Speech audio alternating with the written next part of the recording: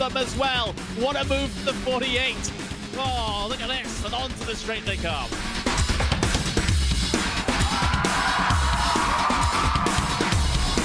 Brilliant move there from the number 40 to make it through. That left-hander sliding up the inside, going up now over Hawthorne Hill, down Pilgrim's Drop, and it's brilliant stuff here at Brands Hatch.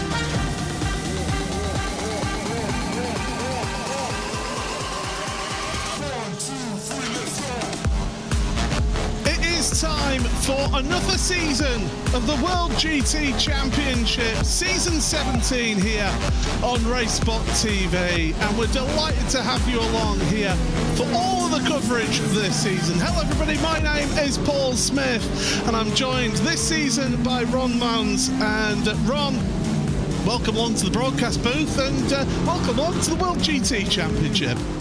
Yes, super excited to be a part of this season. I mean, GT3 racing on the iRacing platform, it's a staple. GT3 racing, just about inescapable on the iRacing platform. But just because that is the case, doesn't mean we're not going to have a whole lot of fun this season. We've got an awesome schedule to look forward to, some brilliant drivers, and the same great racing as always. I don't know about you, Paul, but I'm really looking forward to this season.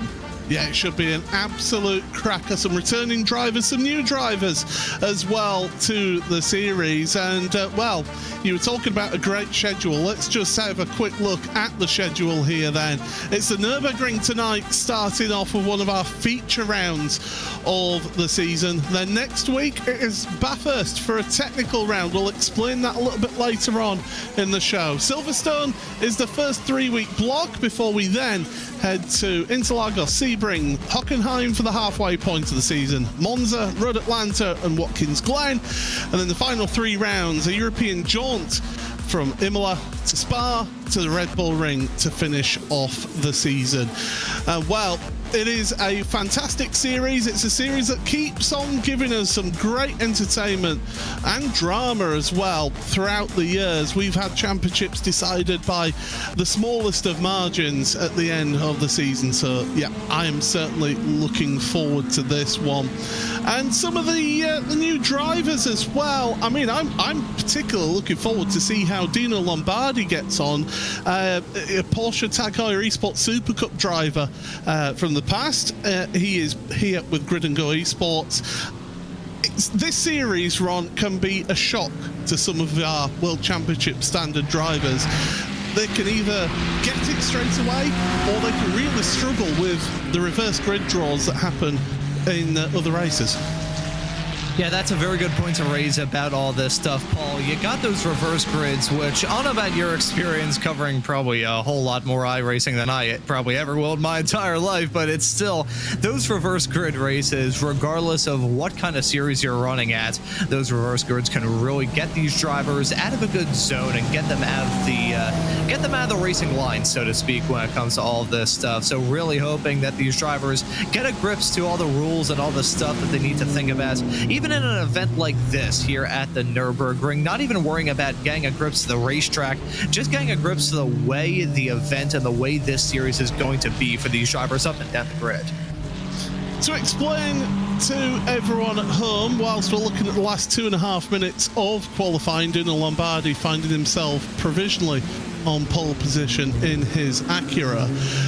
But just to talk through the different types of races that we've got. So tonight it's one of our feature rounds. So this is going to be two 45-minute races, as there's one of our drivers giving us a look behind the scenes there from Aidan Young. But we've also got technical rounds, which are a rebranding of what was known as the special rounds last season.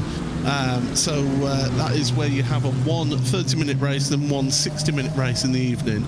And then we do have just 2 endurance rounds. Previously, we had 4 endurance rounds during a season, down to just 2, and that's an hour and 45-minute race. So that just gives you an idea as to the different races that we have here. And a look at some of our drivers then, Ron. Adam State in his WSR Next Level Racing Porsche, and he's representing the team as well with the team kit. Yeah, always have to have that team swag on you, even when you're behind the wheel. So excited to get a good view of these drivers all throughout the season. And I don't know about you, Paul, but I always like getting a good glimpse at these drivers as they're out there on the track, because you can kind of see the gears turning in their head whenever you have to think about how to attack the race, how to attack a corner, and how to go side by side with your competitors. Really nice to get a good view inside the virtual cockpit for these drivers and just see what their general body language is as well. Some drivers maybe call him like Aiden Carter, who hopefully he's not digging for gold up there, and hopefully he's just doing whatever he's doing as we're still waiting for this race that we have coming up. But still nice to get a good view of these drivers as they tackle this race. I don't think he was digging for gold, so you're okay there. Fingers crossed. But now how qualifying works for anyone new to this championship is there's a 30-minute session. For the first 10 minutes, the amateur drivers go out. For then the middle 10 minutes, it's the Pro-Am drivers. And then for the final 10 minutes, it's the what considered pro drivers. So it's all worked out on different standards, looking at iRating, looking at performance as well in iRacing. You'll be able to tell the difference in the drivers in our timing tower. The pro drivers are green numbered cars, the yellow ones are the Pro-Am drivers, and the red numbered ones are the Am drivers, so that you know how to differentiate people. Ross McFarlane, former 4-time champion, is up into 5th place in qualifying. James Boumé that we're looking at, also another former champion here. Jack Sedgwick, again, another former champion. We've got so many of our former champions in this series back once again, and it's great to see them supporting this championship. But Ron, it's going to be your first venture into the World GT Championship. I don't know what you've seen or heard of the World GT Championship, but expect a bit of, I don't know, a bit of excitement, shall we say. Well, I mean, GT3 racing, I'm usually going into it expecting some pretty exciting racing. That's a big thing when it comes to multi-class sports car racing. I mean, this coming from a guy who is absolutely terrible behind the wheel of anything that isn't a Formula car. But when it comes to multi-class sports car racing, either watching it in real life, watching it in the sim, or even being a part of the race. I mean, usually when I'm in a race like that, I'm at the back of the pack. But seeing the battles that you have in a GT3 race or a multi-class sports car race of any kind, it is absolutely incredible to see the action, and GT3 is absolutely no exception. I mean, they're the same base spec kind of car, but we do have that interclass mingling with some of the drivers in the different categories, and plus you've got a whole bunch of manufacturers being represented. We've got the McLaren that we see on screen right now. We've got the Audi that we now see on screen right now. You got some drivers who maybe run some Corvettes, maybe some running some Porsches, that brand new Acura that's been introduced into the sim this season. There's just a whole lot of different cars, and they all have their own unique twists and turns and features. So these drivers, despite the fact it is a single class that is on track right now, it still feels like a multi-class race. Yeah, and you've got to remember as well, if again, for people new to the series who may be watching this for the first time, the points that you score in the race are based on the overall position that you finish in. There's not separate point standings for Pro-Am, and Am. So if you're an Am who's had a really good qualifying session and you're able to stay in that top half of the field, you're getting yourself some really good points. Vice versa, if you're a pro and you've started near the back and you can't work your way through that field, then that means that it's not going to go quite as well for you, and you're going to score some low points. But that's going to be the end of qualifying here, and as we get ourselves set, here we have a look at the starting grid. Dino Lombardi on pole position then for Grid and Go. What a debut it is for him, starting 6/100ths of a second ahead of the man alongside him, James Boumé, former champion, of course, in the series. Anders Meyer in that Ford Mustang, alongside him, Jack Sedgwick in 4th place. Ross McFarlane and Ola Daniel in the wannabe SRT team. Michael Avdoka and Alessio Bonino then ahead of Bobby Thompson and Adam Tompkins. That's a formidable lineup between those two. Eric Rousseff and Aidan Young round out your top 12 of the grid. Row number 7, Adam Watson. Alongside him is Alec Cohn, with Joe Newman, Jack Osborne, Michael Gray and Lewis Ward. Row number 10 for Adam State and Dan Blackwell, who's the best of our AM drivers, with Richard Simner, Will Guthrie, Arthur Fertel and Andy Jones rounding out row number 12. The 13th row for Nikolai Agard, with Tim Perry, Alexander Kurtz and Phil Samways, Aidan Carter and Paul Webster rounding out row number 15. 16th row for Jonathan Walker, Chrisada Thasang, with David Fair and Leo Tregurtha alongside him, and then behind is Jesse Payne Wilkins and Jack London. Big old grid here, so a lot to go through. Ben Altria and Josh Boot on row number 19, with row 20 of Alex Schmidt and Simon Andre Livingston. Paddy Faulkner and Chris Chatterton rounding out the 21st row of the grid. Luca Monroe and Alistair Pollock then on the next row, with Michael Seal and Yanaman Prus, with Cameron De Bastos and Lorenzo Castanale, with Steve Koenig back once again and Taylor Lane alongside him for 50 cars on this grid. Well, they're all there on the start, so they're just going to have a short pace lap here. Cool conditions. How's that going to affect things at the start here, Ron? It is definitely going to make these drivers a bit more careful come time for the start of this race. You want to have a lot of tire temperature, and with cold conditions, they are not going to have that high temperature that they certainly would have in mind. Heading into turn number 1 around this track, you need to have full confidence in your car, full confidence in yourself. But with these cool conditions, they aren't really going to get either of them. And by they, I mean the 50 drivers set to grab the first green flag of this season. Really happy to be a part of this broadcast here on RaceSpot. Really happy to be a part of this season, and it's going to be a brilliant way to kick things off. It's going to be challenging, but it's going to be a heck of a lot of fun as well. The drivers go through the Hyundai curve then, and it's under the control of Dino Lombardi. When will he get on the loud pedal? He's holding them a long time in the Acura. Now he goes for green flag racing here in the World GT Championship Season 17, race number 1 of the season, and it's a great launch for Lombardi and Bume heading towards turn number 1. If there's going to be drama, it's through this section at the hairpin and through the Mercedes arena they go. Everybody working their way through, hopefully all staying clean for the time being. And so far, so good, but we're not out of trouble yet as we go through the second part of this Mercedes arena. Ross McFarlane, Earl and Daniel all switching positions side by side for them two through turn number 4 and heading towards this tricky left-hander into the tighter right.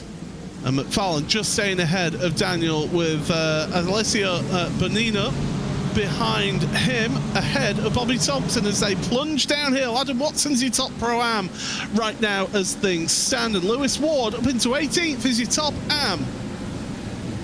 And looking at the drivers heading their way through the bottom end of the circuit through this banked hairpin, which I don't know about you, Paul, is one of my favorite corners around the entirety of this racetrack. It's a good overtaking opportunity if you want to go for it. But on lap 1, with these cold tires that are certainly starting to warm up, these drivers are still going to be taking it easy to lumber these big, heavy GT3 cars around this racetrack, hang their way off through the Schumacher S and into the following section.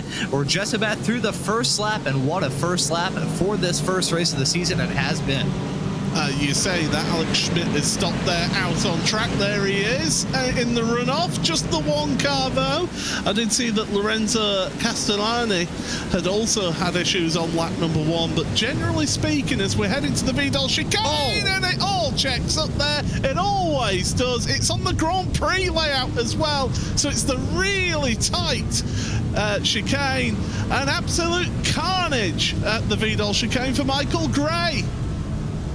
That chicane, it usually spells danger for drivers, regardless of what kind of car is running around this track. As you just said, Paul, that final chicane, so unbelievably tight with no margin for error at all. Can't say I'm surprised that we had an incident like that heading through that section for the first time, as this field was still packed together like sardines, but still really unfortunate to see a lot of good cars taken out of this race very early on. No one with race-ending damage, but certainly race-altering damage with a lot of bodywork scraped up and some front bumpers probably gonna end up for sale on eBay by the time we're done with this first race. Alexander Kurz and Michael Gray both ended up with a mechanical meatball warning flag, the black flag with the orange meatball in it, but they are carrying on. Jonathan Walker also has a warning flag as well, so he's got to come onto pit road. Fortunately in this series, they encourage you to carry on in the race, not to just give up, and they do give you a free repair here, so these drivers do get a second opportunity at the race, and you never know what you may be able to get yourselves. But at the front, it is Dino Lombardi slowly pulling away from James Bume, with Anders Meyer in third place. It is Acura, McLaren, Ford, Chevy, and then Acura with a Ferrari in sixth. A real mix of cars at the front of the field. This is what we like to see, Ron. Oh, it absolutely is. We got a smorgasbord of race cars at the north end of this field. Had to break out the thesaurus for that one, but we got a lot of different cars at the north end of this field, battling hard, battling tooth and nail for every spot they can, as going right towards the back of the top 20, seeing Alex Slate trying to make hay while the sun is shining, getting some moves done off into the final chicane, side by side, very close to contact. That is just so clunky, seeing those cars head through that section. Yeah, it's the tighter Grand Prix chicane rather than the usual more open Vidal chicane that they use for the endurance racing, for the GT racing that they have around here as well. But we're not even 5 minutes into this race and we've had plenty of action out there on track. We will be getting a pit stop. It's not mandated, but with only a 50% fuel cell limit here on, you're going to have to make a pit stop, aren't you? Yeah, it is a necessity for these drivers. Otherwise, they're going to be clutching at straws unless these drivers' teams decide to pull off a smoky Unic and have the fuel line wrap around the car 5 times. They will have to pit, as we see a moment for the number 50 car of Alex Schmidt. That was heading through one of the toughest sections of this race course, side-by-side racing, going desperately wrong. That, I believe, unless I'm very much mistaken, was through turn 14. I'll have to double-check to see exactly what corner number that was. But either way, that section, really tough. I don't know about you, Paul, but every single time I drive around this track, I can never, for the life of me, get that section of the track right. But these drivers still being opportunistic and getting the moves done as they take a look at the random bumper cars heading through that final chicane for the first lap. Yeah, and that's where it was always going to check up, was that into the chicane, especially with it being the more tight Grand Prix chicane. I mean, you're going to be having these drivers changing down to first gear to go through that chicane in these GT3 cars. So big drama for them, and that means that a number of cars getting caught up in all of that. But we do stay green flag racing. That's important down the inside, because one of the World Sim Racing cars, that's Ross McFarlane on Jack Sedgwick. Now these two have had some ding-dong fights throughout the years here in the World GT Championship. And Sedgwick, well, you know he's not going to give this one up without a fight, but it's going to be a good fight nonetheless here. Into turn number 1, Ross McFarlane gets ahead in his Acura, but that Chevy that Jack Sedgwick is driving, first time, I think, in the entire history of his running in the World GT Championship, we've not seen him in a Ferrari. Yeah, switching from the Ferrari to the Corvette, I gotta say, I remember as a kid when that brand new Corvette was announced, everyone was saying, oh yeah, it's basically like a Ferrari. It certainly is not. You got different engines, you got different everything, a Corvette and a Ferrari. It's like comparing the sport of bowling and the sport of curling, because they involve throwing some kind of heavy thing down some kind of sheet of some kind of material. It is an apples to broccoli comparison if ever you see one, but nevertheless, that number 11 Corvette seeming to do good at the present moment, and still within striking distance of McFarlane a little bit farther up the road. Yeah, I think it's going to take Jack just a little bit of getting used to this Chevy, and it's not what he's normally driven. Now, looking a little bit further back in the field, Aidan Carter in 24th. He's one of your AMs that's further up in the field.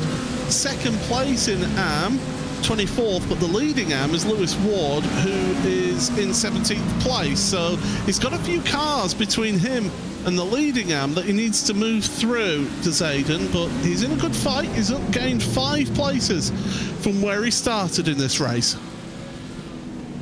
Yeah, already making hay while the sun is shining. As this field is still close, you got to get those moves done. The field close together, you may as well do it at this point in time. But that's, we mentioned earlier on, kind of the mental gymnastics, for lack of a better term, that these drivers have to go through all throughout the season in terms of trying to size up those moves and figure out, should I go for it? Should I be a bit more hesitant?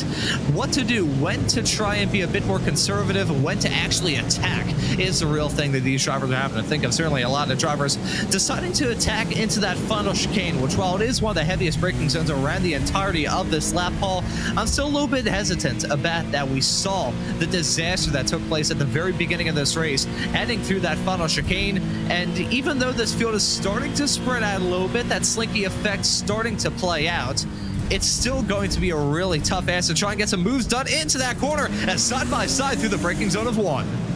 Yeah, going into the vortex of danger there was Lorenzo Castellani, who, as I said, was pretty much running last place on the first lap, has already been working his way through the field up into 35th as things stand right now.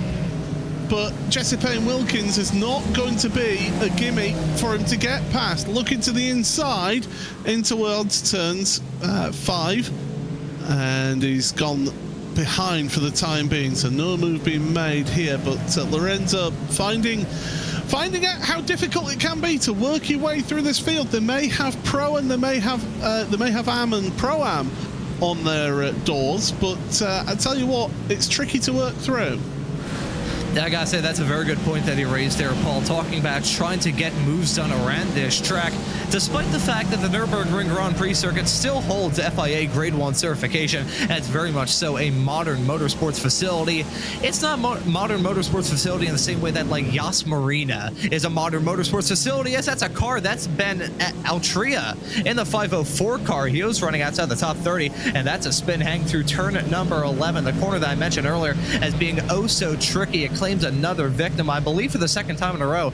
That I think is an Acura. Yes, I believe it is an Acura, unless my eyes are failing me, which, considering I have some pretty strong prescription glasses, very much so could be the case. But still, turn number 11 coming back to bite another driver on the butt. But getting back to the point that I was going to raise, talking about the nature of this track, it was designed all the way back in the 80s when the entirety of the Nürburgring and the Nordschleife complex was pretty much entirely changed to what it is today, with a few alterations every now and then. So you've still got that old school flair to this racetrack. You've got the grass, you've got the gravel, which we could talk about in terms of gravel being flung onto the track by anyone who goes for an off-track encounter. But this racetrack just has an old school feel, and it's not very wide. So that could be a big thing in terms of drivers sizing up moves.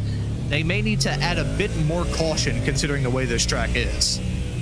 Alistair Pollock, who I actually commentated on him racing in the... Oh, look at him working the wheel there. All manner of shape. My goodness. And, well, hell, to keep that on track. But, my goodness, Alistair, you're going to get a workout with that direct drive wheel, that is for sure. Now, Nikolai Agard is missing a rear wing. That doesn't seem to be slowing him down, though. I mean, if it works, it works, I guess. Some people would look at that and think, yeah, that's just a big... It's spoiling the air behind you. It's acting like a big parachute. So maybe helping him on the straightaways, maybe, possibly on. No, I always thought the Mustang was, you know, that was where it benefited the most, just having that straight line speed. Then come time for the corners, had a bit more trouble driving that car around it. But still, it looks like it's not hurting him too badly, as he's going to try and get moved on another Mustang down the inside into turn number 11. Not close enough is a driver the number 3 car, but nevertheless, without that rear wing, I don't know what kind of, I don't know, maybe coated that rear wing with like invisible paint or something like that. Maybe that's how green screen works. I don't know, but still, the fact he's able to keep going as fast as he is, missing a rear wing, I'm not sure what kind of black magic voodoo stuff is going on here, but seeming to work for now. That is the Ford Motorsport Superleggera model, I think, as he comes onto pit road, actually.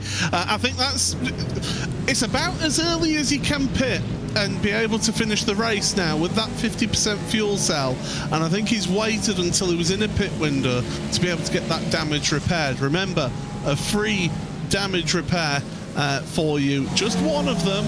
Just a one quick repair for you in these races. So good timing and good thinking of, well, if I can hold on to it on track, get it done at some sort of pit window. I mean, hey, may as well use the damage on your race car as an opportunity to make an interesting strategy call. And hey, if it works, it works. If not, oh well, you still got a whole lot of races left to go throughout the rest of the season to try and make up for a small little strategy blunder. I gotta say though, regardless of what kind of strategies go on all throughout the season, the strategies that we will definitely be talking about from now all the way up until the end of this season in May here on RaceSpotTV, the strategy call is going to be a lot better than if I were behind the wheel, because I was never good at math class. Side-by-side racing, heading down now into turn number 11. Aiden Young in the 427, going for the dive, and it works out surprisingly well for him. That was last second to be sure. I'm not really sure if he wanted to go for that move, but he went for it anyways. That worked down that Acura. Aiden Young obviously hasn't been introduced to Adam Watson. I can't repeat what his nickname is in the team. His team boss gave him a nickname that is not broadcast worthy, I can tell you that. But he is known to be robust with his attack and defences, Adam. But I'll tell you what, Aiden Young stuck it in there, and no respecter of any egos, and through he goes. And the thing is, Adam Watson, it could be a funny one. A couple of seasons ago, he was very calm, collected, got himself a Pro-Am championship, and it really worked out for him. Last season was a bit more on edge when he changed car. He's back in his favoured Porsche now for that Altitude Esports by SimStickers team, and it says a lot when you're more comfortable with a car that maybe isn't overall the fastest car. You can be quicker than with the quickest car that you're not used to. Yeah, that's a very good point to raise there, Paul. Having that comfort zone and just feeling at home in the race car that you're trying to attack your competitors with is oh so vital. I mean, you got a lot of options when it comes to GT3 racing on the iRacing platform. Now, I talked about them earlier on. You've got, I mean, just in this one camera shot, you've got an Audi, you've got an Acura, you've got a Porsche, you got a Mustang, and that's just 4 cars of a massive class of different cars with their own unique twists and turns, their unique flavors and notes and all of that stuff. So for a driver trying to do well in this series, you really need to focus on what car you feel most comfortable in, which car that you feel most at home behind the wheel of.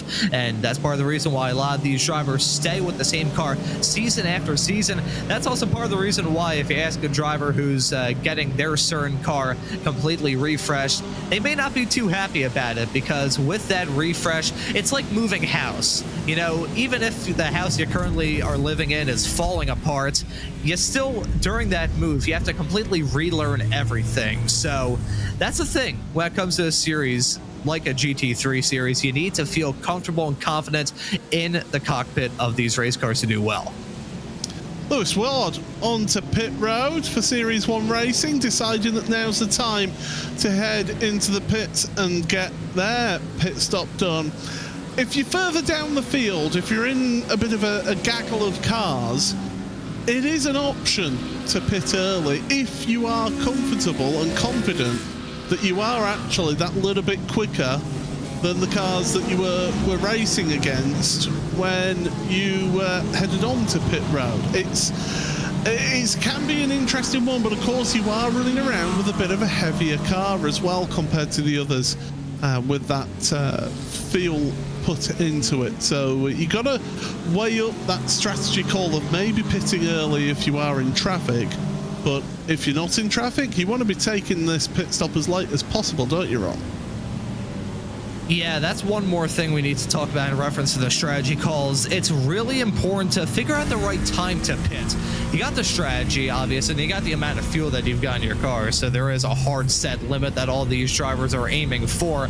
But sometimes with that strategy that you have, it's just not going to work out well if you have those set limits. So when it comes to fuel strategy in a race like this, you have to have some fluidity to be able to say, like, nope, I'm going to make this change on the fly.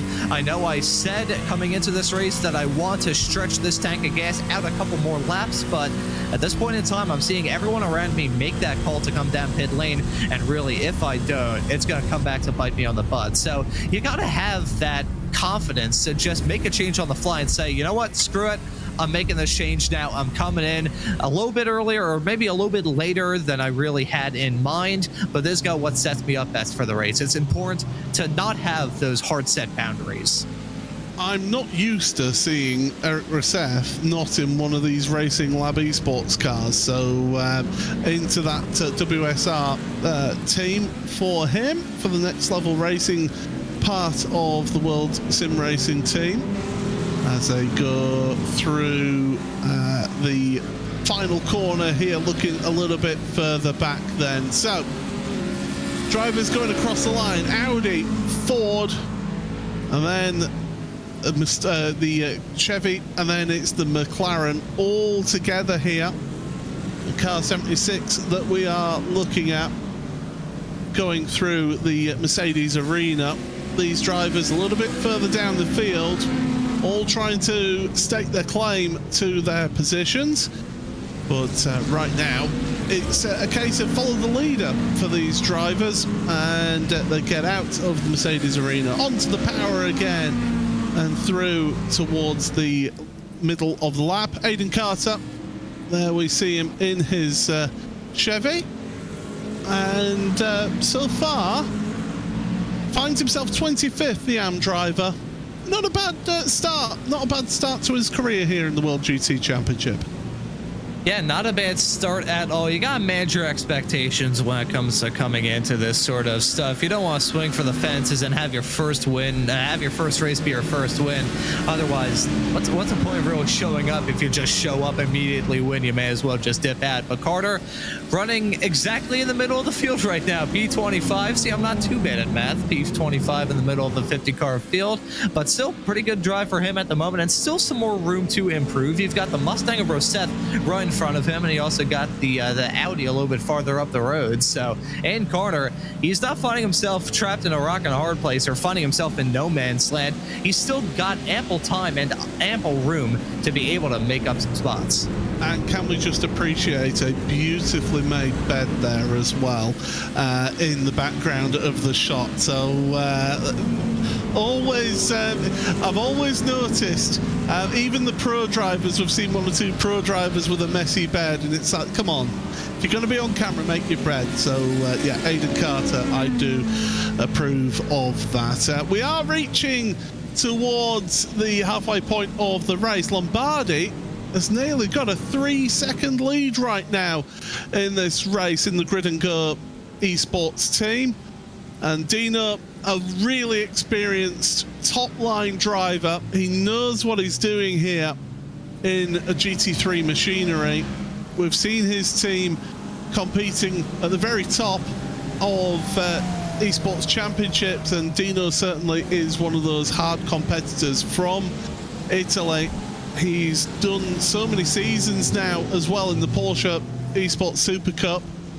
He's led from the front of this race. He started on pole. He's led every lap so far, and he's been able to pull away from a former champion in James Boumet. That's quite the achievement in these early stages.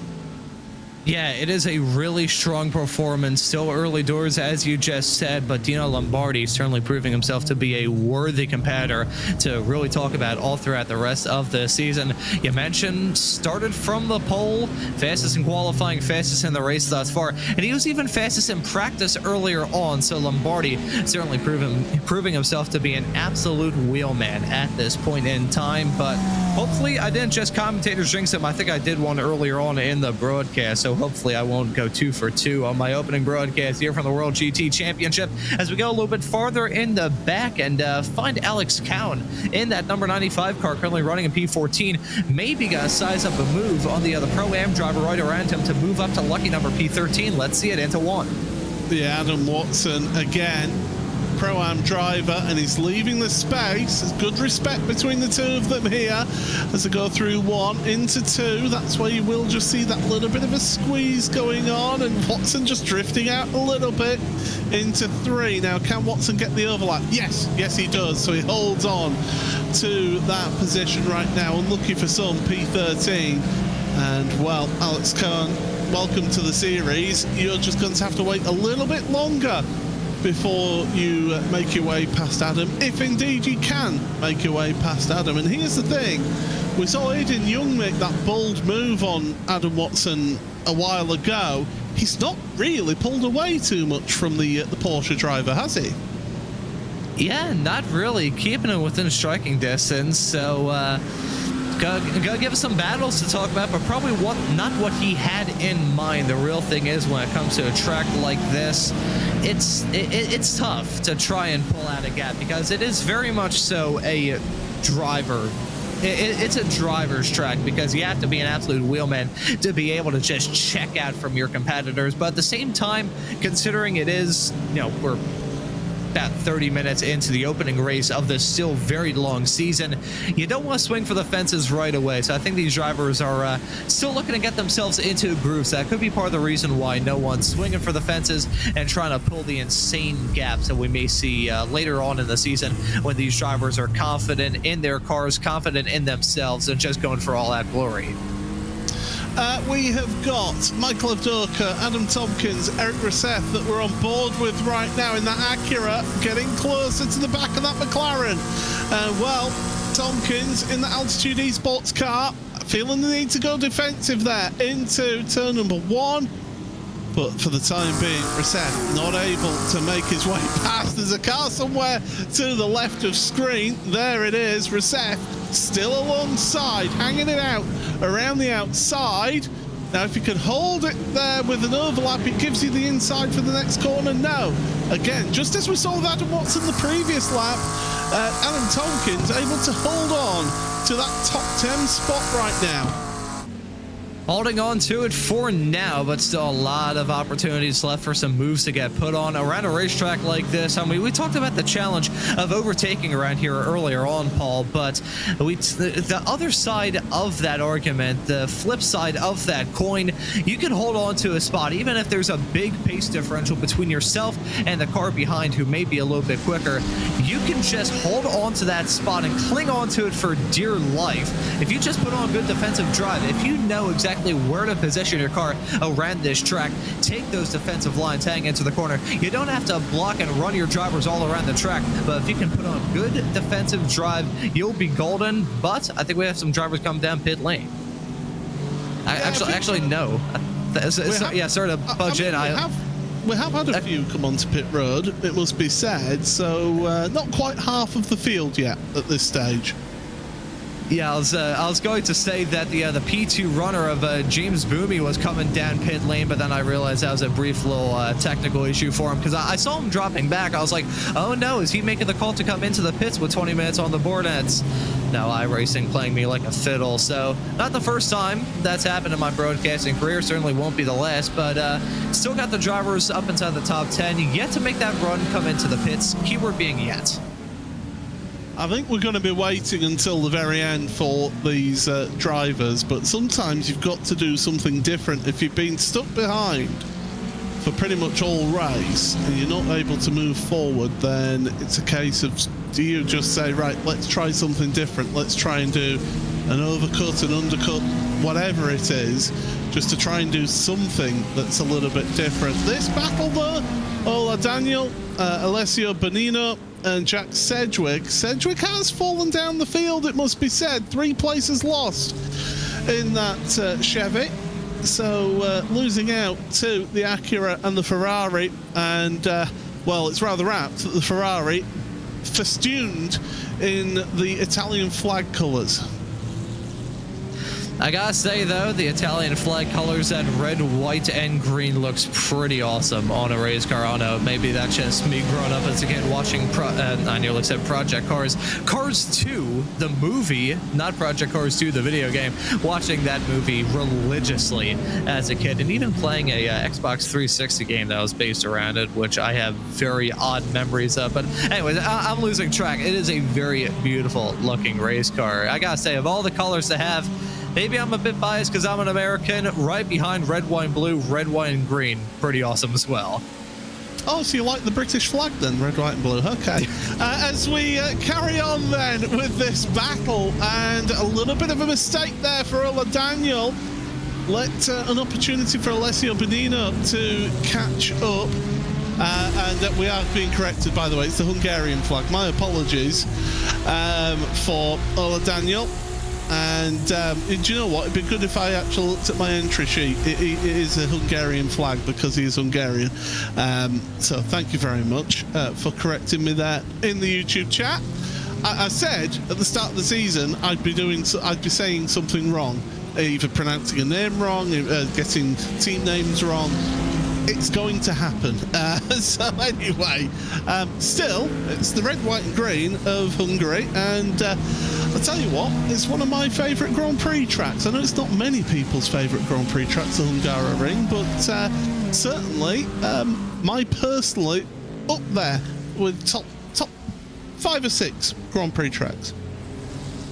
Yeah, the Hungaroring, I've got some very fond memories playing that, well, driving around that track on F1 2014 as a kid.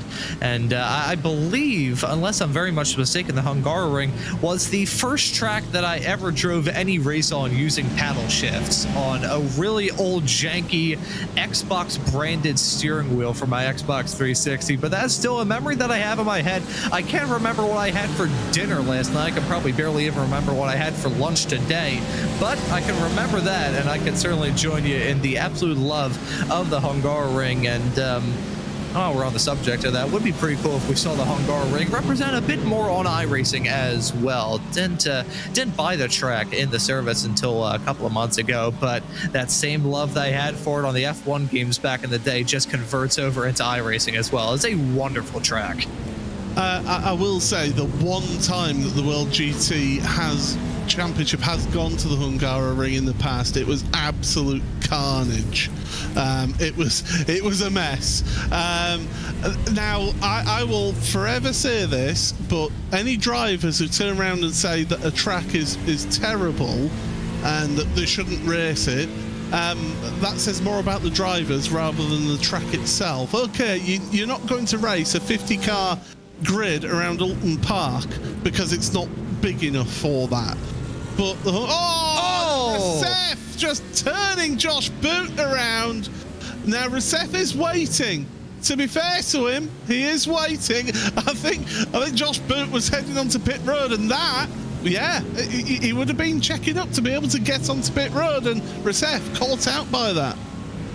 I can't say that's the first time I've seen an incident like that in the final sector of this racetrack. A checkup of one car coming out of the chicane can really catch some drivers on the butt. I gotta say, drawing some experience from my own personal time on iRacing, I used to do officiating for a series. I always used to urge the drivers to make your intentions clear, regardless of what kind of track you're running at when you're coming down pit lane, to try and avoid stuff like that. It's racing, stuff like that can happen in close quarters action. I'm sure Rousseff certainly did not mean to try and give the old boot scoon boogie to Boot right in front of him. That was a terrible pun, but still, it's just kind of a feature of this track, an unfortunate feature, mind you, but a feature nonetheless. It's the nature of this track here, of the fact that you're coming out of that chicane on the far left of the track. You've then got to swing the car all the way over to the right-hand side in a very short distance to get yourself onto pit road. So I can understand why Rousseff has been on the power, because he would have expected the car in front to be on the power. Maybe not, but the problem is Josh Boot was just not giving it full throttle to be able to get himself into pit road. As we continue to watch this fight with your arms, as we've got drivers onto pit road, including race leader Dino Lombardi onto pit road, and it's going to be some change of tyres as well. Interesting, maybe a single tyre taken there. Yeah, possibly, perhaps. Either way, though, of all the tracks to make that call to just take one tire, probably gotta be a track like this. You got 16 corners, and every single one of them has something to tear the tires down to the canvas. You can see that trickle of cars coming out of the pits, but it's the money stop, and let's see how these drivers are going to shake out as a result of all of it. And let's see how some of the drivers who have yet to make that call to come into the pits, the drivers that find themselves in the top 5, as Dino Lombardi now out and away, coming out of the Mercedes-AMG arena for the first time out of the pits. But you can see lots of drivers deciding this is the prime time to come into pit lane, take a tire, maybe two, take a lot of fuel, and just be able to burn up that gas. And in the case of the Mustang that we're seeing right now, swallowed in one big gulp with the V8 power behind the hood of that, and just all the way to the checkered flag, and try and do the best you can. At this point, there is nothing to there's going to be no conceding for these drivers. They're not going to be giving each other any breaks. This is going to be a 12-minute shootout all the way to the end. Now, James Boume has always been one driver who can take a car a lap, maybe 2 laps longer. I'm expecting to see him pull onto pit road this time around. Yep, decides to head onto pit road this time. So Boume, he has been one of those drivers who can eke out the fuel. Is a really good driver for those longer endurance races to make the strategy play in his favor. He'll maybe gain half a second in the actual stop going a lap longer. When the gap was about 4 seconds before the pit stops, it'll drop it by half a second perhaps. Yeah, those half a seconds though can certainly add up at the end of the day. As someone who lost out in my karting days by a matter of hundredths of a second, those defeats are always the one that sting the most. But you can see coming out of the pits now is James in that number 28 car. I feel like I'll eventually get confident enough with that last name pronunciation to be able to say it without any hesitation. But he's out and away, running in P2 right now. But Lombardi back up to the front. Yeah, Lombardi. The gap has been cut by that pit stop strategy. Boumet was, what, 9.5 seconds actually at a standstill in the box. Lombardi, I can tell you, cone to cone was 29 seconds compared to Boumet's 28.1. So Boumet actually only lost out about 9/10 of a second cone to cone for him here at the front of the field. But everybody has pitted, so let's just quickly run you down where people stand right now. In your pros, at the front of the field is Duno Lombardi, who has led all but one lap of this race. He's 2.7 seconds clear of James Boumet in second place, who's got a bit of a gap between him, nearly 4 seconds, and Ross McFarlane. Those two have had some epic fights over the seasons. Your top pro-am, Adam Watson, that we're looking at right now, he is 13th overall in this race, where he started with Joe Newman second place in pro-am in 14th, and Jack Osborne third place in pro-am in 15th place. Your top am is Lewis Ward, still out there in his Porsche, 21st overall in this race for Series 1 Racing, ahead of the next best am, which is Aidan Carter in 26th, and then Christada Fasang in the Ford Mustang, 30th place overall, is third place in am. So that's how things run down here as we're heading to the final 10 minutes of this race. We've not quite had the same level of excitement that we would normally have from an opening round of the World GT Championship here in this opening race, but I have a funny feeling that in about 20 minutes time, when we're starting the second race of the day, we're going to be seeing a bit more excitement with that reverse grid draw.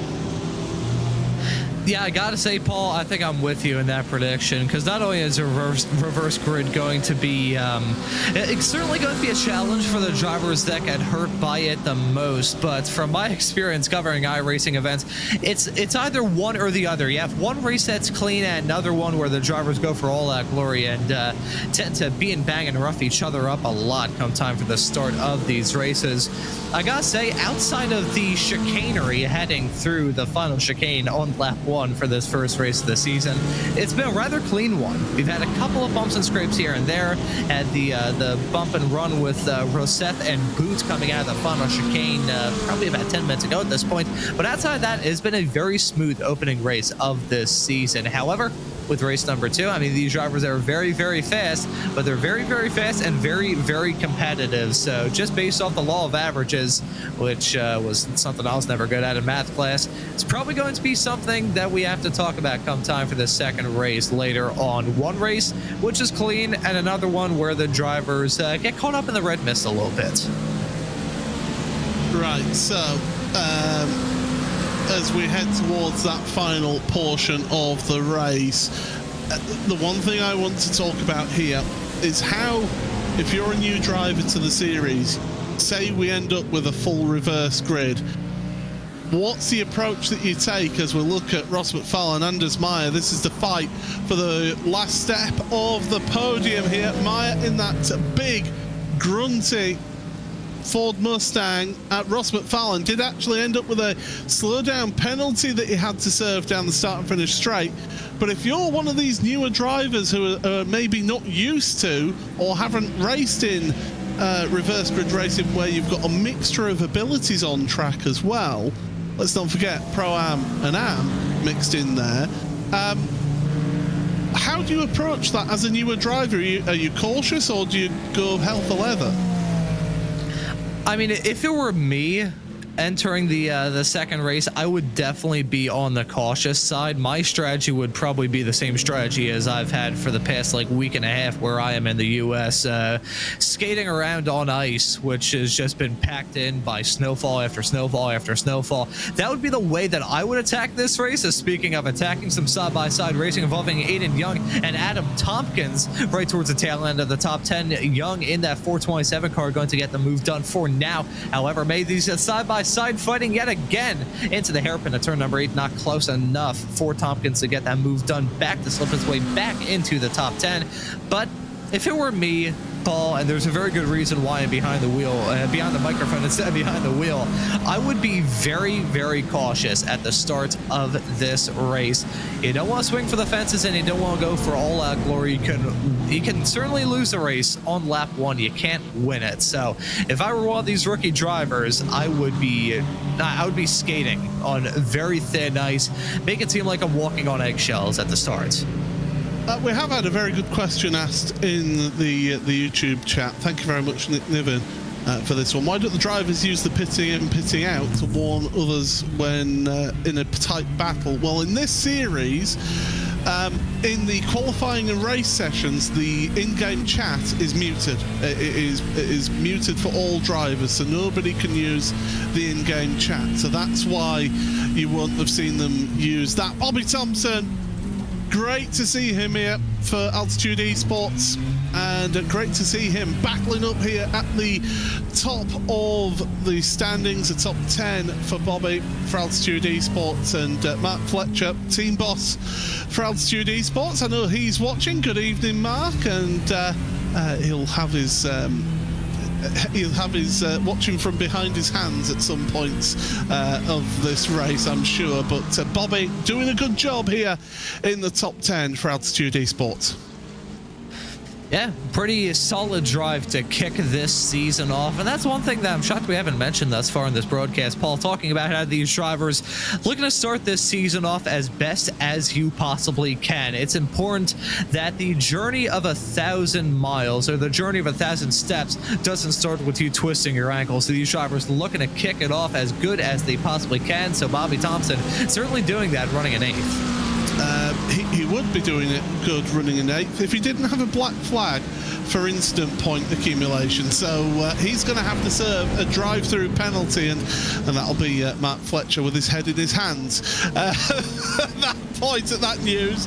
But my yeah, commentator's jinx strikes again. The commentator's curse is real, no matter what Lewis McGlade says. It is real. So yeah, Bobby will be heading on to pit road and serve that drive-through penalty for those instant point accumulation. You can tell he's a real-world driver, can't you, with how he's attacking the track? And here he goes, serving his drive-through.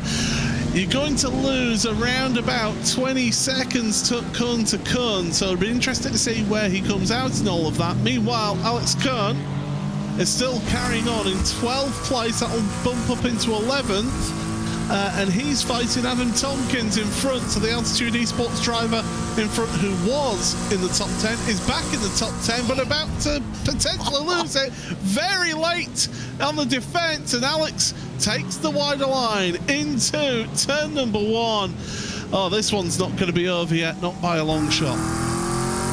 That was so sketchy. Had to get to turn number 1. I mean, that braking zone is tricky enough as is, with the curve in the road and the fact you're going downhill into a corner about as hard to sight as you can possibly find in the world of motorsports. But holy cow, there were about 5 different opportunities for those two to come to blows in the span of about 15 seconds. But they made it through clean. They're still battling hard. With about 2.5 minutes left on the clock, they're trying their best to either hold on to the position that they've got in the case of Tompkins, I should say, or make up that move to slip your way up into the top 10. But these drivers a little bit farther up the road, maybe not so content with the spot they're running in. David Vague, the car 54 in the McLaren, has had an issue out there through turn 2. I saw yellow flags with his name next to it. So David, having an issue or two out there. But here comes Jack Sedgwick. This is the move then on Alicia Bonino in towards the Vidal chicane. Once again, the outside line, not the preferred line into the chicane, but Sedgwick's gonna do it, is he? Round the outside. Beautiful stuff from Jack, and that is why he is a former World Championship driver. Holy cow, that was as close to disaster as you can get for a move, but he made it stick and did so in such a brilliant way. That was a slick move if ever I saw one, slipping his way up into 5th, despite the fact he's holding on to the final spot in the top 5. Probably gonna feel like a winner with that move. That was beautiful in the number 11 car. It does mean that he's back to 5th. He's only lost 1 place now, so he's gained a couple of places back that he lost through this race. But that was such a good move. Down the outside, you're able to brake that a little bit later to carry the speed into the first part of the chicane. You're compromising that other driver on the inside.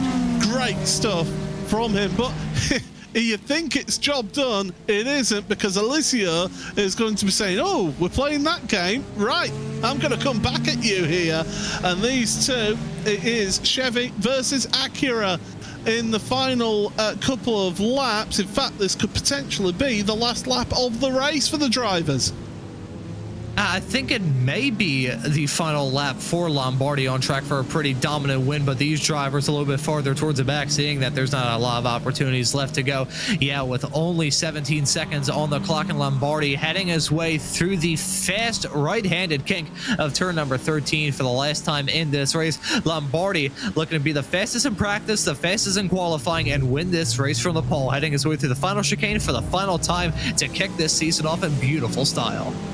Well, the Grid and Go esports driver has come along. He has seen and he has conquered in race number 1 of the evening. Dino Lombardi across the line, a new race winner here in the World GT Championship. Ross McFarlane, Anders Meyer change of place on the last lap. Meyer had a slow down penalty. That's big news, and it means that Ross McFarlane makes it onto the podium at the very end. We're going to look a little bit back though, because Adam Watson is going to be coming through. He's the top of the Pro-Ams here for the Altitude Esports by SimStickers car in his Porsche. It's going to be another Pro-Am win for Adam Watson, first of the season across the line. And then Lewis Ward, what a great drive from Lewis for the Am driver, Series 1 Racing. He's going to get himself a win here for the number 22 driver. Great stuff here, Rob. Yeah, what a fantastic way to kick this season off. Some strategic and some thoughtful racing with these drivers, certainly not giving a quarter to their competitors, and no quarters expected either. A brilliant way to kick this season off. The Nürburgring always puts on some good racing, and the streak is going to continue. What an awesome way to kick it off. I can tell you, Bobby Thompson, after that drive-through penalty, ended up 16th in this race. We've still got racing going on further down your field. Luca Monroe is one of those drivers in the Mercedes against Jonathan Walker, who, remember, had damage right at the start, and it's Luca who holds on to that position for the time being. I could tell you that Jack London, Phil Samways and Cameron de Bastos are also having a bit of a fight towards the end of the race. The final 2 cars on the lead lap, they're absolutely neck and neck as they're heading into the Hyundai curve, and it's going to be the Porsche driver who comes out on top of that one. Great finish then for Cameron to finish ahead there of Phil Samways. So that is the first race in the books, and we're going to see what the reverse grid draw. Oh my goodness, what a start to the season, a full reverse grid draw. Good luck, everybody at home. Get yourselves a cup of tea or something, or whatever beverage you like. This is going to be an absolute cracker. It's Dino Lombardi though, for Grid and Go Esports, who wins this one by 3.8 seconds over the Altitude Esports driver of James Boumé. Ross McFarlane in third place for WSR Esports butt kicker, ahead of Anders Meyer, with that mistake at the end, losing himself a podium right at the end. Jack Sedgwick with that sensational move on Alicia Bonino rounds out 5th and 6th place respectively. Ola Daniel in 7th, ahead of Michael Avdoka in 8th. Aidan Young and Adam Tompkins rounding out the top 10. Alex Cohen then for 07 Racing rounds out 11th, ahead of your top Pro-Am Adam Watson should I say, for Altitude Esports by Sim Stickers, ahead of Joe Newman and Jack Osborne, the two Atomic Esports teammates, 2nd and 3rd in Pro-Am respectively, 13th and 14th. Eric Rousseff, Bobby Thompson and Adam State in 15th, 16th and 17th, with Richard Simner, Will Guthrie and Lewis Ward rounding out the top 20. Then Dan Blackwell in 21st, ahead of Tim Perry, with Andy Jones in 23rd. Lorenzo Castanelli, well, he started towards the rear of the grid, 24 places gained to finish in 24th. Arthur Thurtle then ahead of Aidan Carter, should I say? Get my words mixed up there. Paul Webster and Leo Tregurtha then ahead of Crisada Fazang, with Josh Boot rounding out in 30th place. Alexander Kurz in 31st, ahead of Chris Chatterton, Simon Andre Livingston and David Veyer, with Michael Gray we saw getting heavily involved in that lap 1 incident at the chicane. Jesse Payne Wilkins, Alex Schmidt, Luca Monroe, Jonathan Walker and Taylor Lane. And yet they still come. Michael Seal ahead of Nikolai Agard, with Yanaman Pruis and Jack London, with Cameron De Bastos and Phil Samways, the last drivers on the lead lap. Ben Altria, Steve Koenig and Alistair Pollock round out the 49 that finished the race. And Paddy Faulkner, the only retiree from this race. So there we go, Ron. What a start to the season, and I will say some really, really good, respectful racing for the opening round of the championship. I don't know if it's just me, but I can't hear Ron. There we go. Yeah, that was true professional. Still getting used to the fact I have a mixing board now. I had the mute button pressed, so my apologies there, folks, but a brilliant way to kick this season off for the World GT Championship. As you said, Paul, some respectful racing all up and down the grid. Lots of drivers giving each other the respect they needed to go side by side and battle tooth and nail as hard as they did. But at the same time, that racing was so unbelievably gutsy. That move that we nearly saw hang off into turn number 1 earlier on with 2 of the competitors come time for the end of the race, that was sketchy. I was like, oh, I was so nervous seeing that side-by-side racing go on, but what an awesome way to kick this season off. Yeah, certainly a great start to the season. Great start to his debut in the championship for Dino Lombardi as well, getting a race win in the books. Only didn't lead 1 lap, and that was due to the pit stops. I mean, it's kind of what we expect from Dino, really, isn't it? Yeah, just absolutely, I can't say flawless because of that 1 lap, but was the fastest in practice, was the fastest in qualifying, and wins the race with a near clean sweep. That is about as textbook of a good day behind the wheel that you could possibly get. So Dino, I am sure that he is going to be looking up into the world and smiling at the heavens at a result like that, because that, in terms of the point that we raised earlier about getting the season kicked off and starting on your best foot, that was the best foot he could have picked. Yeah, absolutely. Even got the fastest lap of the race as well, so really good result there for Dino. Adam Watson, he's somebody who's competed for the Pro-Am Championship. He's won the Pro-Am Championship as well. He's somebody who knows what it's like to be a Pro-Am. Really good, solid result, finishing 12th in the end after Bobby Thompson's drive-through penalty. Good start in the Pro-Am for him. Yeah, great start. I mean, kicking the season off with a win, you're not going to turn that down one bit. So Thompson returning to his usual form. That is a really good way to get things kicked off for him. And you know, at a track where we were thinking that some of these drivers were maybe going to be a bit what's the word I'm really looking for? Going to be a bit more terrified in terms of the bad things that could have come out of a race like that. To come out of the first one with the checkered flag, not going to turn that down one bit. Yeah, and AM as well is going to be a really intriguing battle, I think, throughout the season. It's certainly going to be one to keep an eye on. But I do want to touch, before we head into the server for the second race, it was almost as if we'd written the script. Full reverse grid, so I think the only person who'll miss out on that is Paddy Faulkner, who did not finish.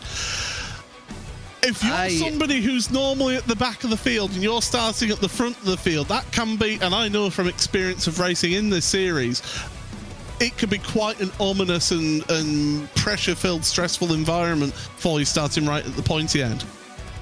Yeah, I love how we're like, oh yeah, we're going to have one car disqualified from all that. Well, not disqualified from the race, but disqualified from the field flip. 49 cars, though, getting reversed. That is still a terrifying prospect for some of the drivers who, they were just riding in the comfort zone. They were on a Monday cruise at the front of the field. So for them, going into this race, I'm not even sure what the mindset should be for some of these competitors. I mean, I mentioned walking on eggshells earlier on during that first race, but I feel like that would not even do it justice. It would be like walking on eggshells in nail slippers while walking across an active minefield. That is the only way that you can tackle this race that we have coming up for those drivers who were comfortable at the front and now are going to be thrown entirely asunder, thrown completely into the deep end of the pool. I think some of those drivers will be thinking like Ralph Wiggum, I'm in danger, as we head into this this second race of the evening. The drivers, good news for them though, no precipitation in session, so we're going to have a dry race for them, because if they'd have had rain on top of that, that would have been a real mix-up for them. Oh, yeah. I mean, you think, okay, yeah, 49 cars getting flipped. That's bad enough. Add rain into the factor to all of that as well. And these drivers would, I don't even think dreading would be the right word. They would be absolutely mortified as to what this race coming up would result in. But I got to say, overall, I'm really looking forward to this race, and I am very happy about the fact that we're in the commentary booth instead of behind the wheel, because no people are going to be stressed out more than the ones behind the wheel. Yeah, certainly they will be stressed for sure. But we're going to find out who is really good at working their way through a grid. Two of those drivers that come straight to mind, James Boumé and Ross McFarlane, they are very experienced in this championship. They could be a good shout for working their way through, along with Jack Sedgwick as well. But see how some of those newer drivers pick things up. Well, stick around, everybody. Go get the beverage of your choice. Well, maybe after you've enjoyed these adverts that are coming up. But race number 2 is not going to be one that you'll want to miss. Stick around for race 2 of the World GT Championship here on RaceSpotTV.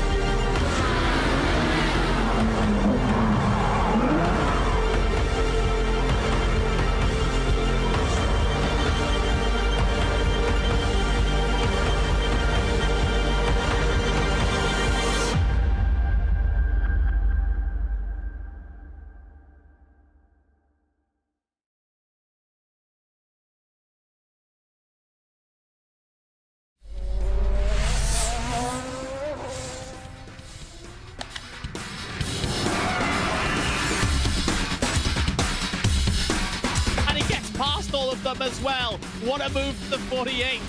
Oh, look at this, and onto the straight they come.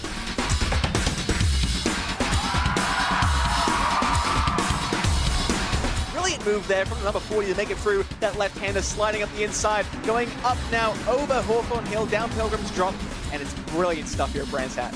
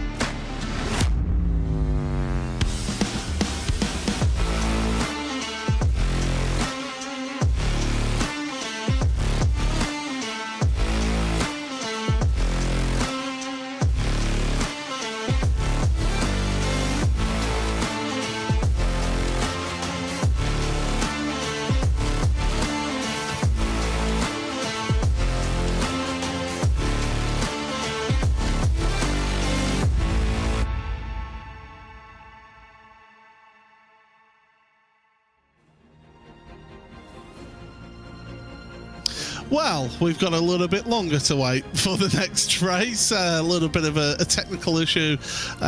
Somebody didn't pay the electricity bill, I don't think, for the second session. So we're having to just wait a little bit longer for race number 2 of the 17th season here of the World GT Championship. I competed in the first 5 seasons of this championship. I was a Pro-Am Teams champion in season 5, and I thought, do you know what? That's as good as it's going to get from me, and I retired, hung up the gloves in this series. But it's been a heck of a thrill ride as the World GT Championship, and certainly it's going to be intriguing to watch this one. Well, it's just coming up to a few minutes before we can get into the server, but Rom, looking forward then. Second race of the evening. We've talked about the mix of drivers and how they're going to have to work their way through, and how the quote-unquote slower drivers are going to have to try and pick and choose which battles they fight out here. But it could be a really one in the strategy play as well, couldn't it? Yeah, it's going to be a strategic race for these drivers. We saw that rear, it's not necessarily ugly head. This is an ugly head right here. But we saw that strategy content play a big role in that first race, and gonna get a case of deja vu yet again, especially so considering we've got the we've got that field invert going on. We've got a lot of stuff that's going to be riding on these drivers' minds. And I'm actually in the session right now. Well, it's more sort of a random forecasted weather that happens here. It's currently light fog. It's currently light fog, no precipitation, but the track is lightly wet, so you will need wet tyres out there for the start of this race. Well, that's just thrown another wrench in the machine here, hasn't it? Yeah, that it absolutely has. You can see on screen right now. Holy cow. Yeah, we were thinking that the start of this race was going to be treacherous enough as is, but this rain, it may not seem like much to most people, but you have a small little sprinkling of some wet weather out there for these drivers to try and tackle, and that will completely throw off whatever plan these drivers had coming into this race. I mean, think of it this way: for a driver like Lombardi, like Dino Lombardi, who was dominant in that first race, fastest in practice, grabbed the pole and won the race, leading all but one lap in the process. You go from that sunshine drive, a sunshine Monday cruise, to here with weather, with a little bit of fog at the same time. These drivers, I don't know what they thought heading into this race, but their blood pressure probably just shot up. Now, if you were here with us on RaceSpotTV yesterday for the Rafa Racing Club Porsche Esports Carrera Cup Great Britain with myself and David Addison, you would have seen how mixed conditions can really spice things up out there, and we saw some tremendous drives. We had the first race yesterday in that series, where the rain came with about 5 minutes to go, and you were seeing drivers struggling like they were on ice with slick tires on their cars. I think, to be honest, you're going to be seeing people starting on wet tires. If it doesn't rain, however, and the track dries up a bit, which generally around the Nürburgring it does dry up relatively quickly, could we see one or two maybe risking some slicks at the pit stop? That is a very good point to raise. It all depends on how the conditions are at the very start. With 49, 50 cars at their on track, you're gonna see that moisture just disappear in the blink of an eye. I would make a snap sound, but I can't really snap with my fingers for some inexplicable reason. But I'll clap my hands anyways. You can see that mist all around the track. Wipe away. It's gone. It's out of these drivers' minds. But even with that being said, despite the fact the mist and the rain would be gone on the racing line, it'll still take a while for the track to be completely bone dry. So this is going to be just about the most challenging way to kick this season off. You know, race one, that is going to seem like a Sunday, Monday cruise. This one, it's going to be a cruise, but in the on the water sense more than anything else. These drivers hoping not to steer into their competitors like an ocean liner would steer into a harbor, and just hoping to make their way through this race with as little damage to themselves and their race cars as they could possibly manage. I can tell you, as we look at Eric Rousseff behind the wheel of his WSR Next Level Racing car, I can tell you that there are one or two drivers are trying slick tires out there, and here's the thing: if it's not too wet out there and you can get the heat into the slick tires, you can have that go your way. The problem is, when the track is drying, you end up with a very narrow line that you can take, and one wrong move out there on track, you're spinning around on the wet stuff. Yeah, one bad detour can result in an absolute catastrophe for these drivers.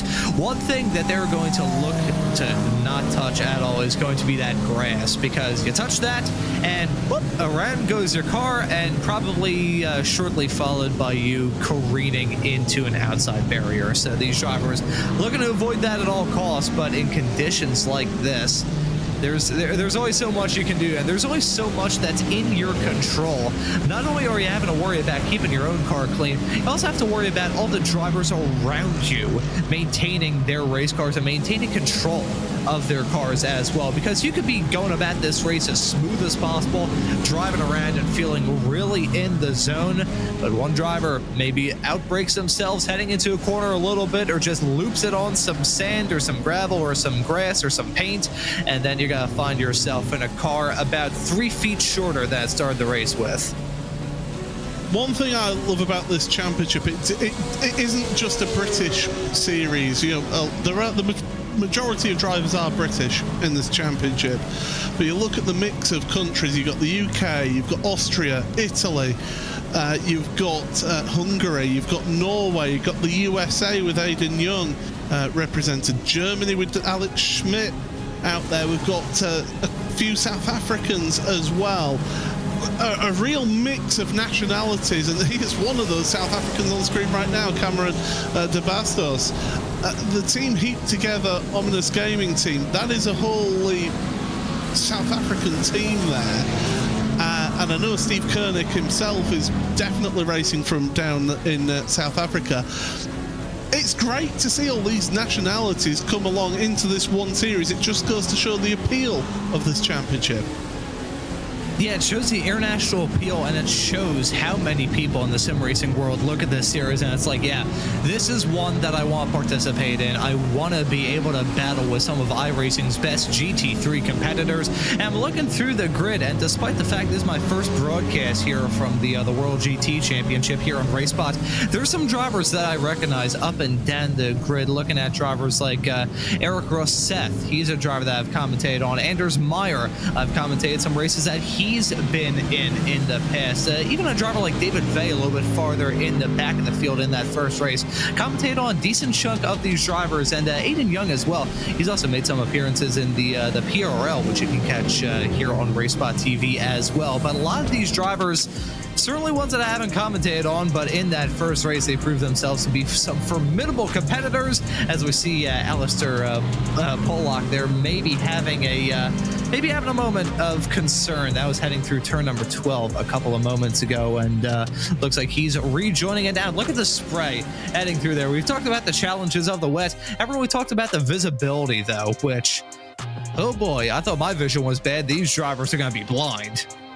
Yeah, they certainly are. As we head into the race session, we will be taking a look at your starting grid, and it is up to reverse grid minus Paddy Faulkner, so 49 cars reversed. It's Pollock from Koenig, Altria and Samways, with De Bastos and Jack London rounding out your top 3 rows of the grid. Pruis and Argard then on row number 4 with Seal and Lane, Walker and Monroe for row number 6. Row 7 for Schmidt and Wilkins with Gray. Michael Gray could be a good shout for this one, by the way. David Vey alongside him with Livingston and Chatterton then on row number 9. Row 10 for Kurse and Boot with Fasang and Tregurtha. Webster and Carter on row number 12.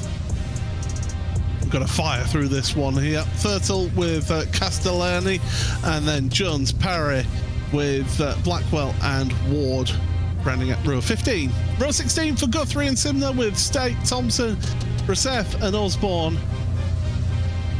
And then your next rows are Newman Watson with Kern and Tompkins, rounding out row number 20. Aiden Young at Michael Avdoka 21 with Daniel, Bonino, Sedgwick, Mayer, McFarlane and Boumé.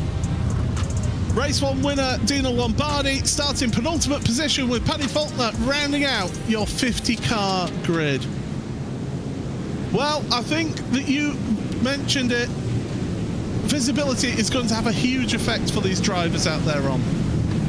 Yeah, visibility going to be a big factor. The weather conditions going to be a big factor as well. We talked about how cold the first race was. Add wet conditions to that as well. These tires are going to be about as cold as you could possibly get, but this race going to be a crazy one. I think Alistair Pollock goes early here, and he is. He's going. He's gunning it in his Mustang, and that DCW racing car. Green flag in the air for race number 2 of the evening for the World GT Championship Season 17 opening week. In towards turn number 1. Be careful on the brakes. You've got cold tyres. They're not up to temperature. They're not up to pressure either, so you've got to be careful. We've got cars running wide. But so far, so good. Oh, I see there's a car around. It's David Vey. Hold your brakes and the RD Sim Sport car gets collected and all that. Yeah, multiple cars getting a piece of that action. Some bumpers flying up into the air. Can't say I'm surprised that we saw an incident hang through the arena for the first time, but yet again, that section proving to be tough. Leo Tregurtha, the innocent party and all of that for RD Simspot. There goes his front fender. So he's going to be without a front clip, is Leo. As he goes along, he's got the mechanical meatball warning flag. Alex Schmidt is having issues further on in the lap. Oh, it's treacherous out there. The track is lightly wet. We've got a Mustang across the grass a little bit further down as well. Well, where do you look in all of this? There's that Mustang completely to the side of the track. It's one of the Racing Lab esports cars. So, yeah, it's not been a good start for him. Pollock leads ahead of Ben Altria with Phil Samways in 3rd. Jack London in 4th place ahead of Nikolai Agard. But there's still changes happening through the Schumacher S. Yeah, some more drivers shuffling around and some more drivers going off the track. Heading now down into turn number 11. We saw a lot of drivers get caught out by this corner in the first race. Let's see if some more get caught out by it in race number 2, following Adam Tompkins, picking his way through the spray and the smoke and the tears from some of the competitors that have dropped out of this race already. Looking through some drivers, getting some moves done. And look at that, a change for the lead with Altria getting a move done on pole lock to move up into the lead. Yeah, Ben Altria, after having a nightmare in that first race, remember, had contact. Oh, there's Jonathan Walker off into the gravel at the Hyundai curve. And he's going to have to get back onto track. He's fortunate he's not got a mechanical meatball warning flag, so he can carry on through all of this. But look at the queue of traffic trying to work their way through. At the end of lap 1, Eric Rousseff is the biggest mover. 10 places gained for Eric in the early going here. Rousseff making hay while the sun is shining. Of course, metaphorical, considering the track is still soaking wet, and these drivers, you can see all the different lines fanning out 3 wide. Usually around a racetrack like this, 3 wide is terrifying. It still is in the wet, but with all the different lines, these drivers are looking to try and run to find any grip where there really is none. You're going to see this a lot in this race that we have for race number 2 of this already very young season, as side by side coming out of the arena, heading now down into the braking zone of turn number 6. A premier overtaking opportunity, but they need to get done with authority before the following right-hander of turn number 7. Side by side racing still, drivers battling up and down the grid, but still making it through surprisingly clean. I have a feeling that the mid sector of this track, though, is probably the one that's going to catch out the most amount of racers today. There is no rain, by the way, at all for these drivers, so it's not actually raining out there, so this track will slowly be drying up. Now, the high humidity, with it being foggy, means it won't quite clear as fast as it normally would, so you've got to be careful with that. There's no sunshine out there. Winds are not exactly too strong, just 19 kilometers an hour, so not too strong is the wind speed out there, so that won't be moving the water away from the spray. But yeah, some of your drivers that started at the back from that reverse grid, Dino Lombardi's up 7 places, Anders Meyer just 3, James Boumet just 4 places gained. They've not been able to work their way through. Ross McFarlane's up 11. As I mentioned, Eric Rousseff is up 11 now. Adam State's up 10. Paul Webster into 12 places, up 11 places. So there's some big movers in this field. Yeah, some drivers making those moves up and making them very early on, but that is a dangerous game to play, because you get the moves done, you attack this race, but then come time for the end of it, you may be entirely out of gas in terms of figuring out when to get the moves done.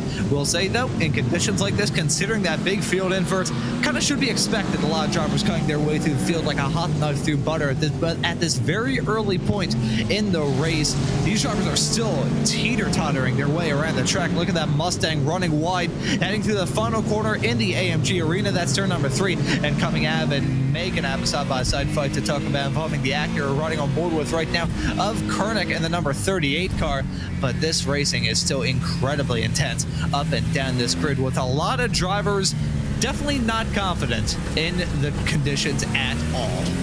Well, Steve Koenig is trying to take advantage of starting at the front of the field this race. He started on the front row, down to 14th at the moment. He admits that he's not got the pace of others, and he did mention that in the virtual paddock before tonight's racing. But if you can find yourself up there, further up the field, just focus on your own race, just do your own thing, you might get a good result out of this one indeed, as we've still got this battle for other places as well. Luca Monroe in that Mercedes, the only Mercedes out there. It's a big old lump of a car. It's maybe coming towards the end of its competitive life in terms of real world racing, but that Mercedes here can do some things out there on iRacing. Yeah, it's a little bit surprising as well, seeing the Mercedes be as competitive as they are. Look at that, Monroe sawing at the wheel, coming at turn number 13. That could have ended in tears in 17 different points. Chatterston getting that move done to slip his way up in front of the number 56 Mercedes. But the point that I was going to race, despite the fact that Mercedes, basically a chunk of lead on wheels, it is somehow surprisingly good in conditions like this. You know, you think, okay, yeah, that car with a front end so long you could probably land a plane on it. You'd think it's not that good in conditions like this, but I've seen many races in which Mercedes drivers have been able to muscle that car around. I'm not sure what it is with that car, but it seems like in the wet, it's a little bit of a sleeper pick in terms of doing well in these races. Janneman Pruss, another one of the team heaped together an ominous gaming team, and I mean, I'm not sure it is that bright for Janneman, but the camera making it look like he's got the sun right in front of him on screen. But he is in 11th place. He just had Paul Webster go by him. One of the series admins is Paul. Alexander Kurz as well, the Austrian, up into 9th place in this race. So he's the top pro, is Kurz, out there into the top 10, and he's only, what, 6.5 seconds off of the race leader Altria, who's not been able to get away from Pollock. Yeah, and this is looking to be a very good fight, not only for the overall win, but for the win in the AM category as well. Who's going to be the one getting the move done? Who is it going to be come time for the end of this race? These two, some of the last place finishers in the first race, looking to redeem themselves here in race number 2, and certainly finding themselves in a good spot to try and do it, as we got battles going on all throughout the top 10. Jack London, who are following the AM driver in the number 36 car, finding himself in a Pro-Am Hornets nest with Taylor Lane trying to get moved on as Michael Gray looks behind and probably waiting for these two cars to go off the track and allow him to slip up into the top 5, side-by-side racing into that final chicane. And look at that, wiggling around the track as Jack Lundy. He keeps it going in a straight line. I'm not sure how, but losing out some time nevertheless. I can tell you that Michael Gray has previous on getting race wins in the reverse grid race of the opening week of a season. He did it, I can't remember if it was last season or the season before that, at Imola. And again, it was a reverse grid draw, and he just controlled things from the front. So don't write out Michael Gray from getting a really good result here today. If he can get past Taylor Lane and start drawing those drivers towards the front four, because the front four have actually made a bit of a breakaway, haven't they, Ron? They've got away from Taylor Lane. Yeah, they're slowly forming a pack of their own, but in conditions like this, it's very easy for that gap to absolutely diminish. Look at that, though. The cutback coming out of the arena section now down into turn number 6. That Smolo flat-out blast, it feels like absolutely nothing in all sorts of race cars, but it can make a world of difference. Side-by-side racing through 6 and 7. That is some close-quarter stuff if ever you see it. And look at Kurz trying to get involved in that action as well. Michael Gray getting the move done on Taylor Lane to slip his way up into the final spot of the top 5 for now, but this is still going to be intense racing. Now down into the hairpin of turn number 8, Kurz in that number 2 car slipping his way up to 6th. Oh, this is just fantastic stuff to watch. So, Michael Gray, 5th, Alexander Kurz in 6th. Are they going to try and break away now from this pack, this gaggle of cars that they've got? That they're with right now? Look at that move, Paul Webster down the inside of Taylor Lane. That was brave stuff. Got it stopped though. Good stuff from Paul. Webster in the 888 car, rolling the dice and making that move work into turn number 12. It was sketchy to be sure, but hey, if it works, it works. That's all that matters at the end of the day for Webster, slipping his way up into 7th. But you bring up a very good point talking about these drivers and how exactly they're going to go about the rest of this race. You think of it and how long these races are. Already have a decent amount of time on the clock. 34 minutes left to go, though. Gives these drivers plenty of time to maybe strategize with each other. They don't have to be teammates to try and strategize with one another. Side-by-side racing continuing through the final turn of Hyundai Bend. That's Jack London getting the move on Taylor Lane Taylor Lane, I should say. My apologies. Oh boy, must have been talking about Farming Simulator way too much for me to say grain instead of lane, but nevertheless, those two going to be in a lane of their own through the first corner, currently running in 8th and 9th. But the point that you were raising a few moments ago, Paul, talking about these drivers maybe trying to close up to this pack. If the drivers at the front of the field battle as hard as they are, I think they may be able to do it. The Mustang gang here for 2nd, 3rd and 4th. They are together, and Nikolai Agard into that 2nd place now. So the driver then of the Pro-Am team for car number 3, Racing Lab Esports Ford, Nikolai from Norway, and is going to be pushing on and seeing if he can get to Ben Altria at the front of the field. We're reaching a pit stop window. The problem is, though, you find with these conditions that cars can tend to use a little bit more fuel than they would do in the dry. Yeah, that is a very good point to raise in terms of the fuel consumption. In my previous experience, I've seen many drivers get better fuel numbers in the wet than in the dry. Side-by-side racing with the two Mustangs heading their way through turn number 11 and 12 right now. That's Alistair Pollock trying to get it done on Michael Gray. Some close quarter stuff. Heading through, actually, no, my apologies. That's Phil Samways right in front. My apologies there, but still a very close quarters fight for the final spot on the podium. It looks like it's going to be Samways holding on to that P3 spot for now, but the two Mustangs giving us a great battle to talk about in the wet. Alistair Pollock, he didn't need to be a lip reader to be able to tell which choice language, British choice language that he used there.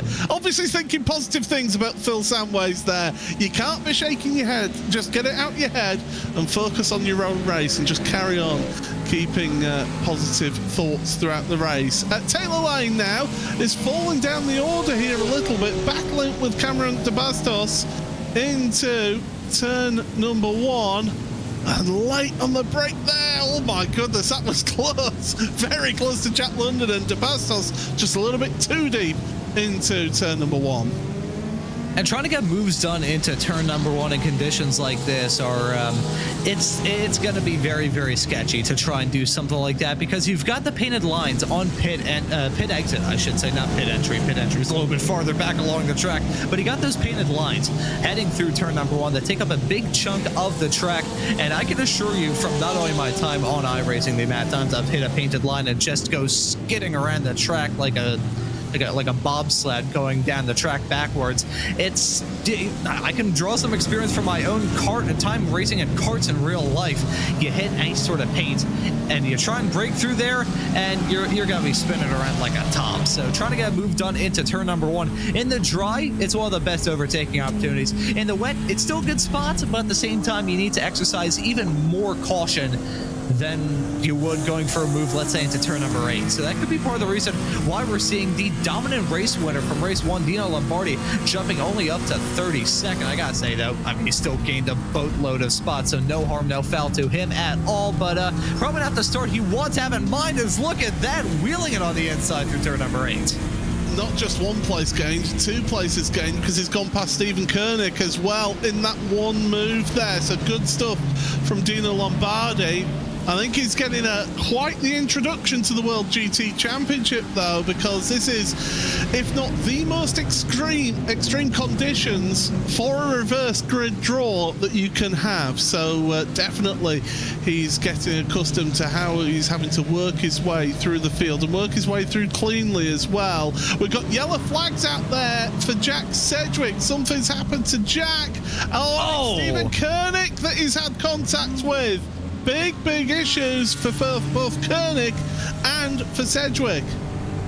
And that, I believe, unless I'm very much mistaken, is going onto the back straightaway, exiting turn number 12. Either way, though, those two cars coming to blows, and that's going to cost them a boatload of time. Paul Webster in the 888 car now going to be getting involved in that battling. Michael Gray brought into the mix of that as well. Actually, we can amend the statement and say it's the mist as well, considering the conditions that are still rocking the track. I will say, though, Paul, I think the amount of cars we have out there on the track, despite the fact the skies are still looking I'm not even sure the best way I can describe it, looking about as gray as you could possibly get. Oh, there you go. It's synchronized spinning. One car spinning into the other, and that takes both of them off the circuit. Thankfully, the both of them, even though they were spun around, they try and get off the track as quickly as they possibly could to avoid any sort of major drama to befall them afterwards. But the point I was going to raise, Paul, I think this track is starting to dry out slowly but surely. I'm not going to say it's bone dry yet, but I see the spray and the rooster tails coming off the back of these cars continuing to shrink. I will say that officially in Sim, the track is very lightly wet. It's gone from lightly wet to very lightly wet. So we are getting towards a cutoff for there being potential slick tyres. The problem is, I don't think it's dry enough to go onto slick tyres yet. And the reason for that is that you would struggle to build the temperature that you need to be able to keep those slick tyres going on. But later on in this race, when you're getting towards that pit stop window closing, it might be tempting for one or two drivers out there. Yeah, the real question is, as we see going off the track, that's Taylor Lane into the final chicane. That's going to cost him a slowdown, also cost him the spot as well. He may lose out on some more as you got the train of cars coming up behind him and looking to serve the slowdown. We'll say serving slowdowns in the wet, a lot better in the dry. But the point that you were raising there, Paul, that I will touch on, talking about the temptation to put some wet tires on these race cars. The real thing is curiosity going to kill the cat? Are these racers going to try and make that call to put on wet tires only for them to get completely bit on their backside as a result of a call like that? That's the real dilemma that these drivers are going to have in their mind. And again, as well, it's one pit stop that these drivers are eyeballing in these races. You don't want to have two pit stops, even in conditions like this. If you are running on the optimum tire, you could make up that time rather easily. You still don't want to make it two pit stops. You don't want to make it a two pit stop race. So these drivers got to try and lump them together and make sure they can take those slick tires and take their fuel. Otherwise, we may end up having a case like the 2015 US Grand Prix where the drivers were just running on the intermediate tires until they eventually became slicks. So I certainly wouldn't rule that out at all. The real strategy dilemma got to be huge on these drivers' minds. Nikolai Agard, this is the battle for the race lead then. And, well, it's two together. You can see a little bit of a drier line. I'm not saying a dry line, but a drier line forming out there in parts. So you got to be... if you're further down the order with nothing to lose, you might as well just throw the dice and hope that you end up with I don't know, snake eyes or something. Can you tell that I don't do gambling at all? Legally speaking, since I'm still 20, I don't believe I can speak on the matter of gambling, but I believe that... on it.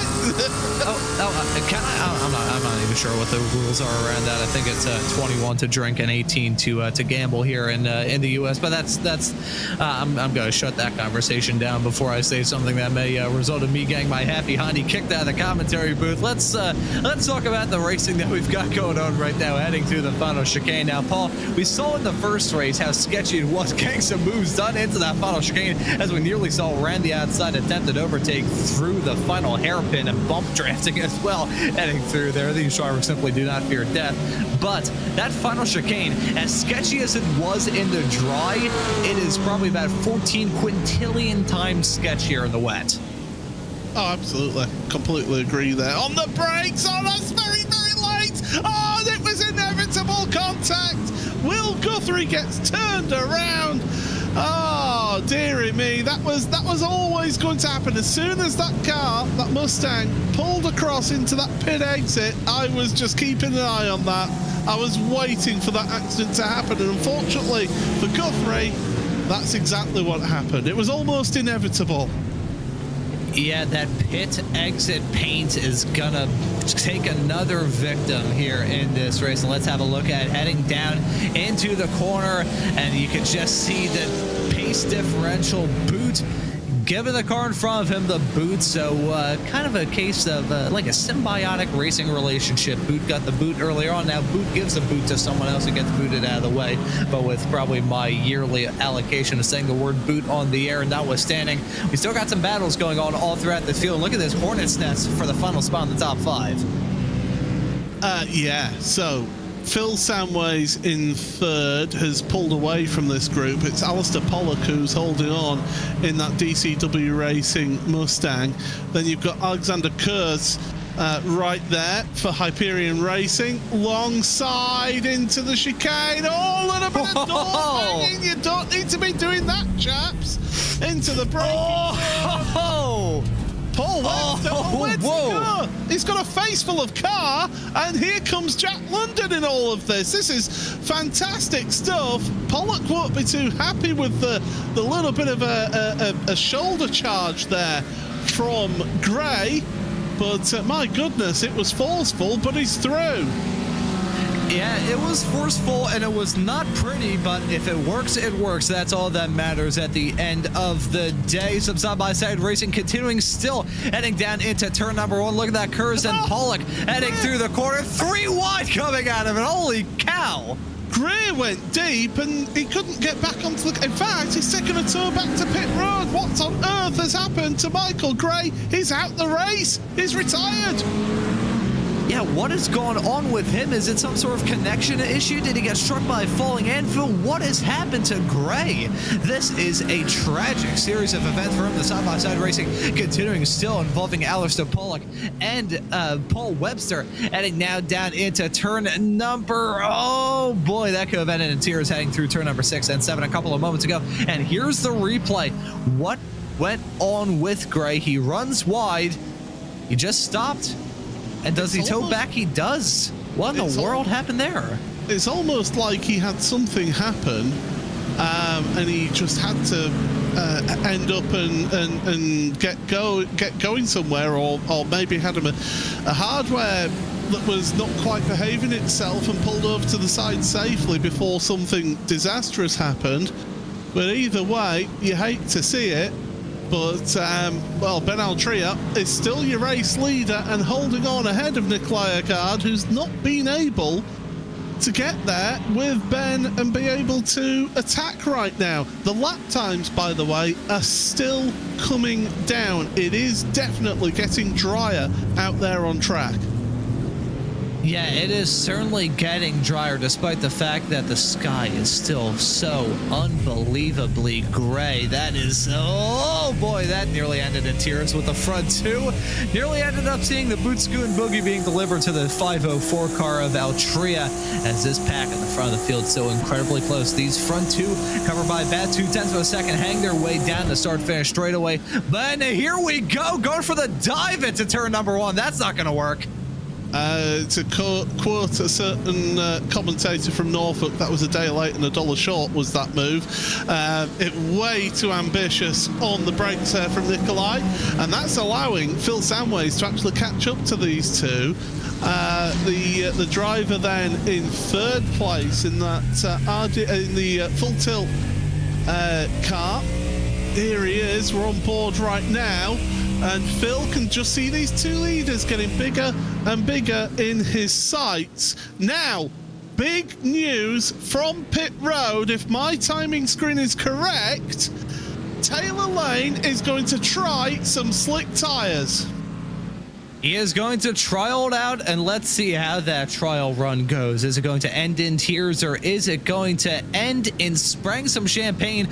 Let's just wait and see. All I know for sure is he's going to be the driver that I am keeping my eyes on, heading his way out of the pits right now. Be careful on the paint there, Taylor. That's not a good spot to be in wet tires, let alone on slicks. So that is going to be a good storyline to talk about all throughout this race. And I'm curious, since we have to talk about that run through the pits, will he be not the only one?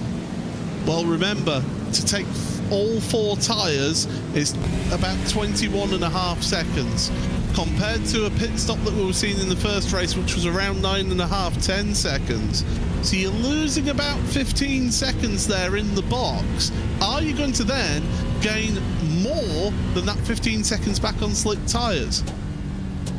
That is the real good question. I'm sure these drivers are going to be looking at the pace differential to see, because at this point in the race, you said 15 seconds that the drivers would have to gain. So with the amount of laps that we have left on the board, you probably have to look at, what, about a 1.5-second pace gain from running on the slicks to even justify that extended call through the pits. So it's these drivers find themselves stuck between a rock and a hard place at this point in time. Do you just tough it out on the rain tires and enjoy that slightly shorter run through the pits, but suffer the consequences in terms of tires getting turned into slicks come time for the end of the side-by-side racing, heading through the final corner?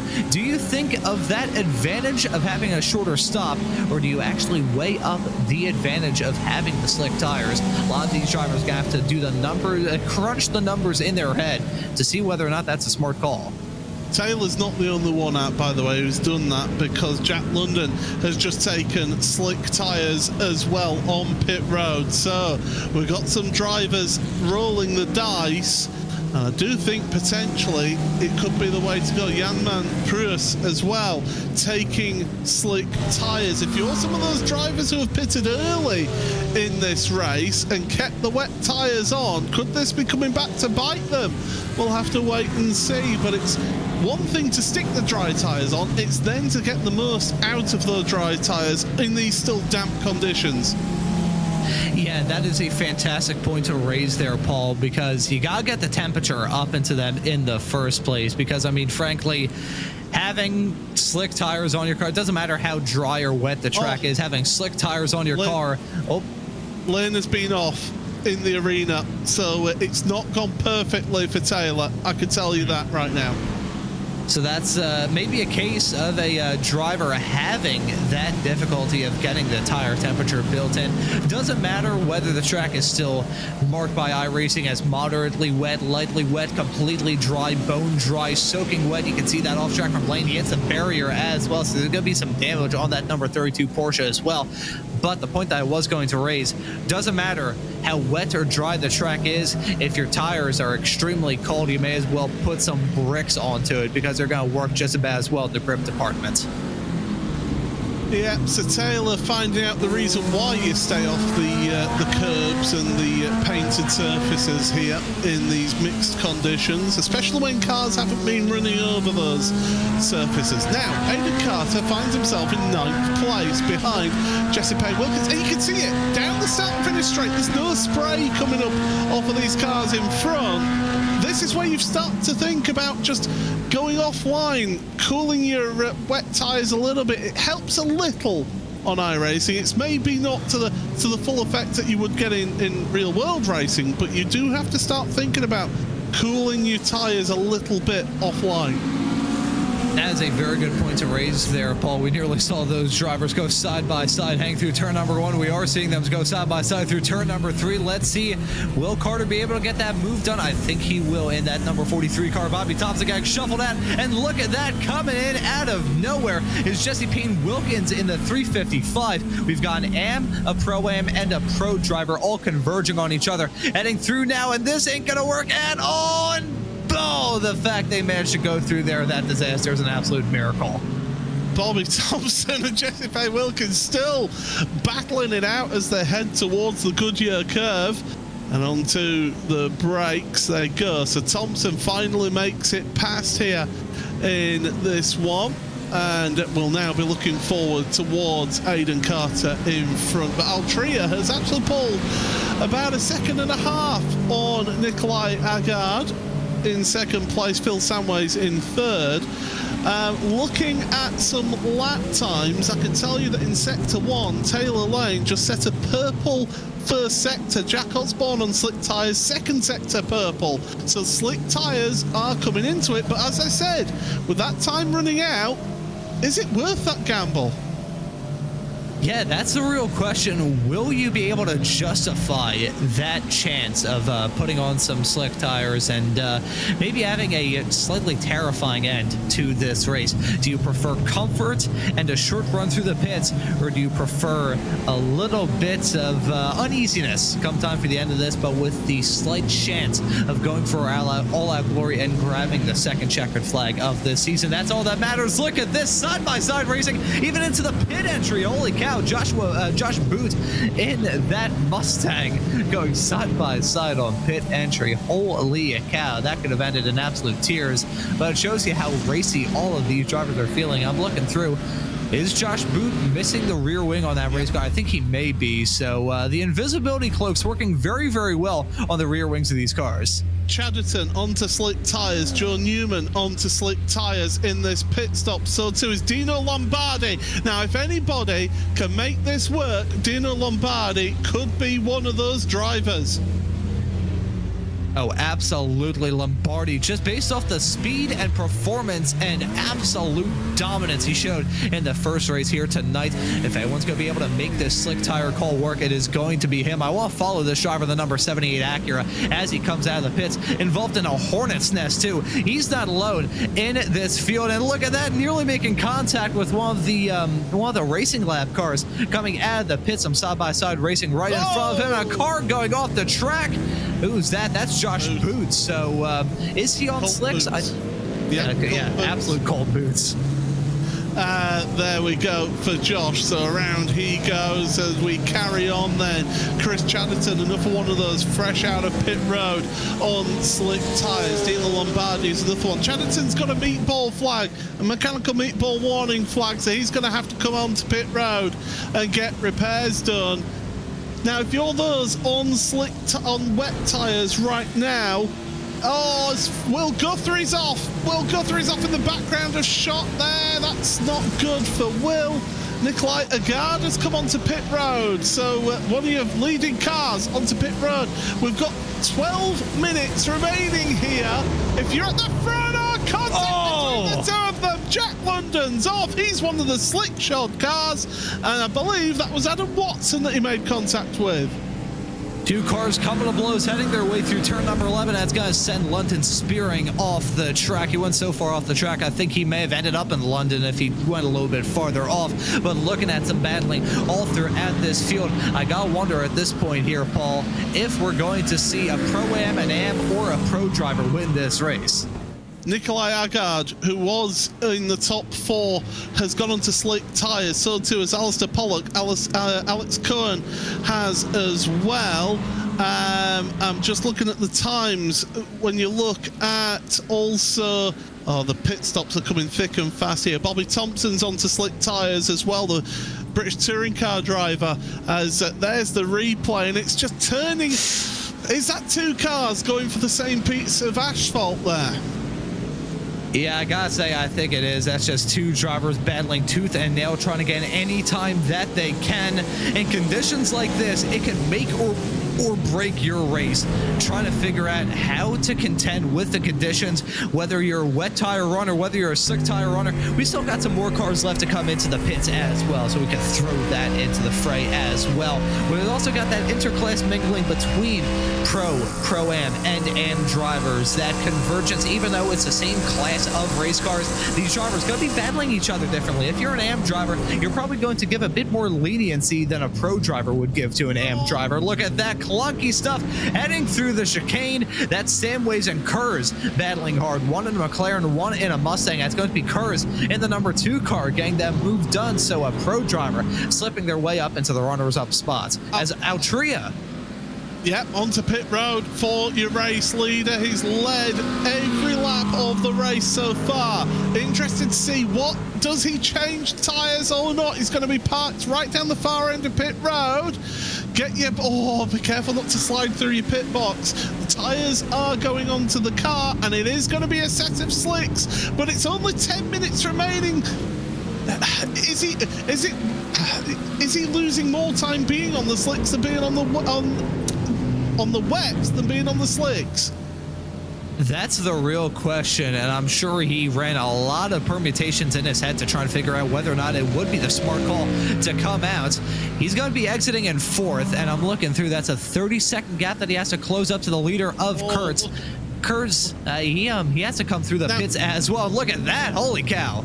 Now, Nikolai Agard has got tyre temperature, don't forget, on his slick tyres. He came into pit road the lap before, so he's got a bit more tyre temperature than Ben Altria. So Altria could be under pressure here for this one. And these two were fighting for the lead at one point in this race. Agard running really wide through turn 4 there. Questionable track limits usage there. Onto the brakes for the Mustang. And Altria staying ahead for the time being. Yeah, staying ahead for now, keyword being for now. There's still a lot of spots left for these drivers going side by side and battle tooth and nail. I will say, though, a battle is not what Altria had in mind at all. So we see Taylor Lane having another spin.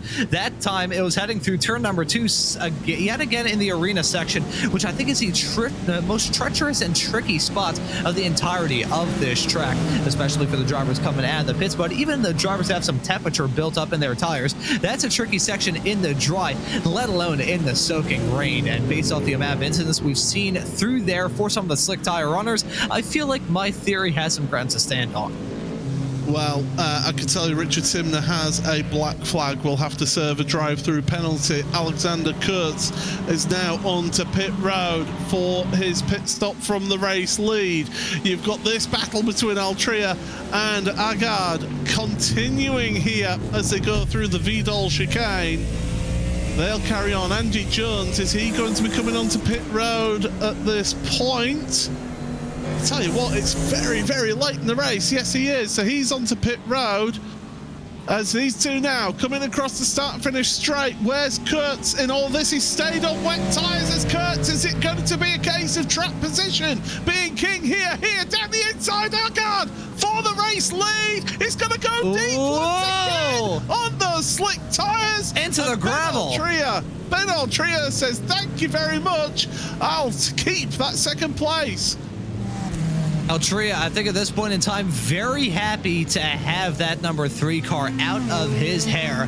That wasn't even a case of some bugs in your hair. That was a case of having some bubble gum stuck in your hair. So Altria very happy to shake off that challenge and no longer have to worry about going side by side while catching up Kurz. This is the chase of a lifetime. And how's it going to work out? I gotta say, in the span of me doing this spiel, I believe that gap between Kurz and Altria has gone down by about 7/10 of a second as we see that off-track moment from Nikolai Algrad. So that's unfortunate for him, but just went way too deep into the braking zone. But that gap between Kurz and Altria still dipping down. It's now to about 4.7 seconds. So Altria, I think he's in the catbird seat here. Yeah, I think Ben is in for a good shout of this. Kurz was trying that alternate of, well, track position is king. And the thing is, it is a good track to defend around, is this track at the Nürburgring on the Grand Prix layout here. As looking at Joe Newman a little bit further down, Anders Meyer in front, Alex Cohn behind as they go into the left-hander. That gap at the lead is closing right up though, 3.7, 3.6 seconds. You do get a higher top speed on slick tyres compared to wets because you've not got as much rolling resistance as you would with the wets.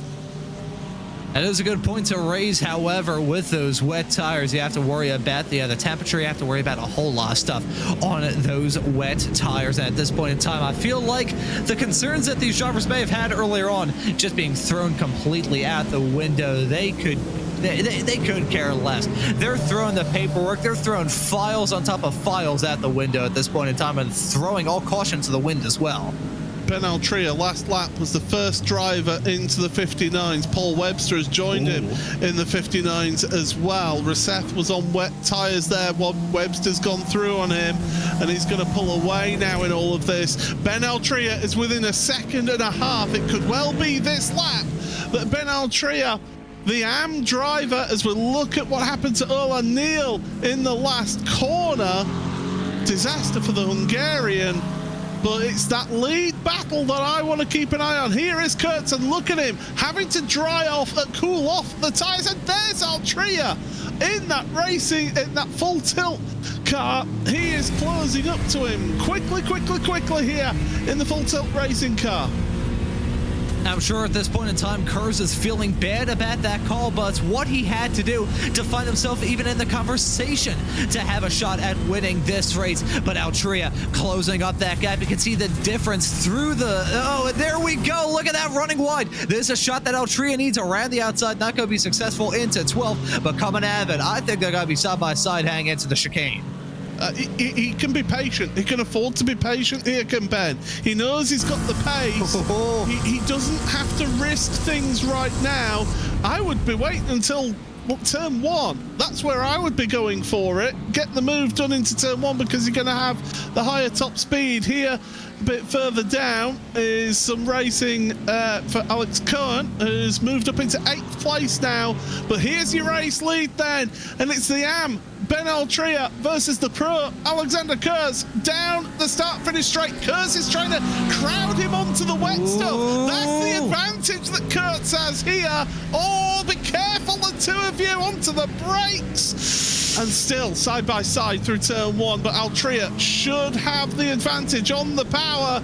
Taking it round the outside though, that's wetter out there. Loses the time, and look behind, Nikolai Agard is right there with them now. Agard has kicked on the Hyperjets after going off the track through turn number 1 a matter of a couple of laps ago. The Racing Lab esports car proven himself to be a formidable force in this race. And the point that I raised earlier on, Paul, talking about who's going to win it. Is it going to be a pro? Is it going to be an AM? Or is it going to be a pro-am? We've got all three of them battling for the win. They're in their own zip code at this point in time. You have to go about 4.5 seconds back to find Paul Webster running in 4th in this race. Another pro-am driver. The pro-ams proving themselves to be really good in this race. But Kurz, he is having to put on the defensive drive of his life to hold on to the lead. Remember how I said Ben Altria could be patient? He can't be patient now. He's got to make this move and make it count here for the race lead, because Nikolai Agard is there. Look at Kurz is wide through the Schumacher S. This is the opportunity now for the race lead into the left hand, and it's through the top of them, and Agard's through into the lead of this race with 2 minutes remaining. Agard led those two beat each other up and say, thank you very much, I'll take that, and he slips by like it's nothing. Again, the 2-for-1 deal heading off into turn number 1, and he's looking to check out. As much as Altria had that pace advantage, it proves that in the world of racing, closing up that gap is one thing, overtaking is an entirely different dilemma. As much as Kurz was slow, he had the advantage over at Altria to let him go wherever he wanted to. Kurz had that advantage over Altria, and that's exactly what happened. Kurz ran wide intentionally, I feel, to try and give Altria as much of a headache to get that move done around the outside to turn number 11 as he possibly could. And as these two continue to go side by side, Agard in the comeback of a century looking to grab it. And Paul Webster looking at a podium finish here. So Nikolai Agard for the Racing Lab Esports Ford team in the lead by over 2.5 seconds between these two. They're still rubbing door handles. They're trading paint. This is the last lap of the race. Here comes Paul Webster through on both of them. And once again, Ben Altria loses out big time.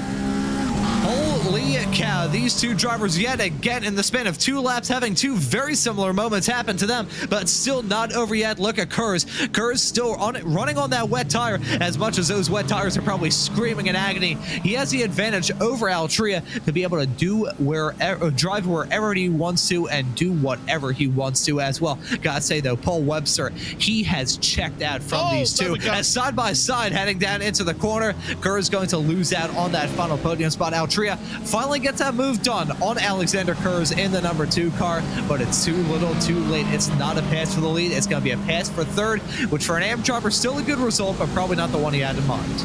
I tell you what, these are great points that Altria is going to be scoring for his AM Championship here, especially when you consider race number 1 of the evening. He was facing the wrong way through that left-hander there, so he had a nightmare of a first race. Second race, looking at a podium, but looking at the top step of the podium for Racing Lab Esports Ford in the Ford Mustang. Just one more corner to go through the right-hander at Hyundai Curve. It's going to be a race win for Nikolai Agard across the line. Flash of the headlights. He's delighted. He's a Pro-Am, not just a Pro-Am win, it's a race win for him. Ben Altria gets on the podium in 3rd place for AM for Full Tilt V Motorsport, and your pro winner on wet tyres is Alexander Kurz. Oh, and look at this side-by-side coming right to the line with Lombardi and Eric Rosseth. And it's going to be Lombardi finishing in front of those two, occupying the final spot inside the top 5. Some brilliant battles running right to the line. And here's another one outside the top 20. You can see Michael Evdoka involved in all of that drama, heading their way through the final chicane. We've got a massive clump of GT3 race cars heading their way off through that final chicane. Look at the amount of cars and all that. It feels like a never-ending stream of GT3's cars coming out of that final chicane. But holy cows, we see these side-by-side battles being decided right at the end. That was a brilliant drive from Nikolai Algrad. It shows you that in a race like this, as much as you may be down, you're not going to be out of it. He ran wide and had that moment through turn number 1, but he didn't let it get the better of him. He stayed in that right mindset, and he ends up spraying some champagne. What a race that was. That's going to be up there with one of the all-time great World GT races that I've ever commentated on. Dino Lombardi, by the way, 44 places gained in that race here today in that Grid and Go Acura. Unbelievable drive from Lombardi, who won the opening race of the evening. We've got the last car is yet to come across the line, which is going to be Stephen Koenig. Oh, heartbreak for Koenig. He was started on the front row of the grid, and it was a slide from Jack Sedgwick that spun himself and Koenig around, which has meant that, well, he's coming down through towards the end of the field for Stephen Koenig. There we go, across the line, the last driver.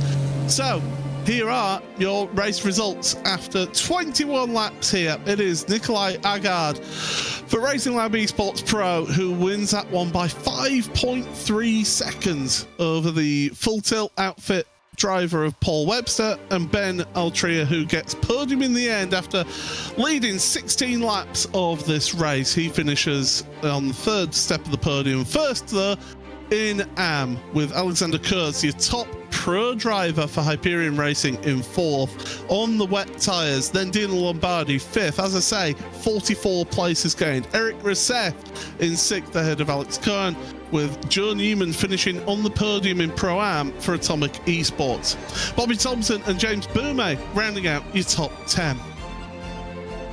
Then in 11th for Ross McFarlane ahead of Anders Meyer and Alicia Bonino. Aidan Carter then finishes 2nd in AM, in 14th overall ahead of Cameron De Bastos, so good finishes for them. Carter actually gained 10 places in that race. Aidan Young and Lorenzo Castellelli in 17th ahead of Taylor Lane, Adam State and Andy Jones. Adam Watson then in 21st ahead of Michael Avdoka. Dan Blackwell in 23rd, 24th for Adam Tompkins. Ola Daniel 25th ahead of Jack Osborne. David Vey and Jan Pruis, with Jack Sedgwick and Alistair Pollock rounding out in 30th place. 31st for Will Guthrie ahead of Josh Boot, with Arthur Thurtle, Jesse Payne Wilkins, Alex Schmidt, Simon Andre Livingston, Luca Munro, then Christad Tharsing with Leo Tregurtha and Richard Simner rounding out the top 40. Then the last few drivers who finished the race: Tim Perry, Jack London, Steve Koenig, the last driver on the lead lap, Michael Seal 1 lap down, Phil Samways and Jonathan Walker 2 laps down, with Chris Chadderton 3 laps down. Michael Gray, Lewis Ward and Paddy Faulkner did not finish the race. So we are hoping to hear from one or two of our drivers here. But Ron, just very quickly, first of all, what a chaotic, carnage-filled race, but a brilliant race nonetheless. Oh, absolutely fantastic. What a day of action to kick this season off. You know, this is my first ever broadcast from the World GT Championship, and I gotta say, what a way to kick off my time this season, because, I mean, the first race, that was good.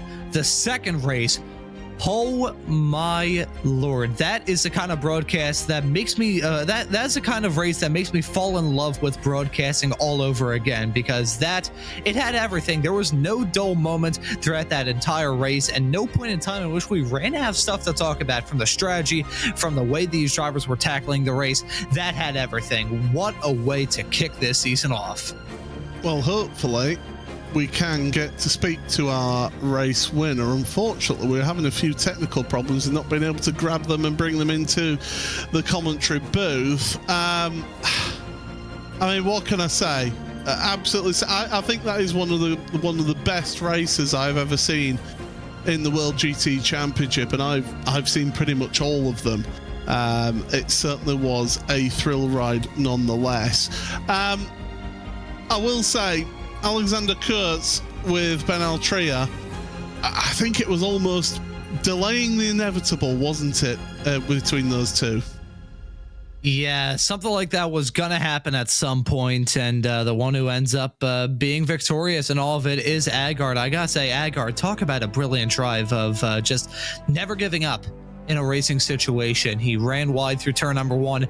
He lost out on boatload time, and then with those two right in front of him, he was able to get it done. Ron, you've got our race winner. In races. That we do. Nikolai Agard joining us in the commentary booth. And now, Mr. Agard, welcome into the booth first off. And secondly, talk us through that absolute barn burner of a race here at the Nürburgring. Yeah, the first race was not any good. I missed my quali and got far behind. Wanted to try to make it up in the first race, but got crashed out in the first lap. And when the full reverse grid came, I was just cheering and thinking, here's my chance. And then I saw there was some rain, and I have not been practicing rain at all. I haven't actually been practicing anything here at all until a few laps yesterday. So yeah, I just got to put my head down and just go for it, and it worked out. Well, in putting your head down and just going for it, it worked out very, very well for you. And I want to ask you about the end of this race, that come from behind situation to just be able to grab that checkered flag despite that off-track moment hang through turn number 1. Talk us through your mindset at the end of this race. I actually had 2 off-tracks in T1. I was so eager to get Jesus. Past that I can't remember his name, the full tilt car, Ben? Yeah, Ben.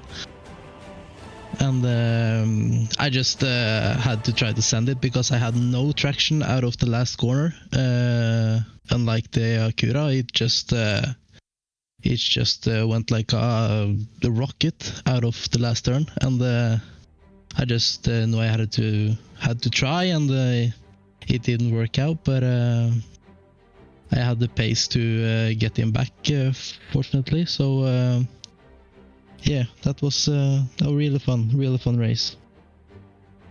Yeah, well, I gotta say, looking at that racing action from our perspective in the commentary booth as well, it was fun, and we're gonna have another fun race at Bathurst in 1 week's time. So what are your thoughts heading into the next round of the championship?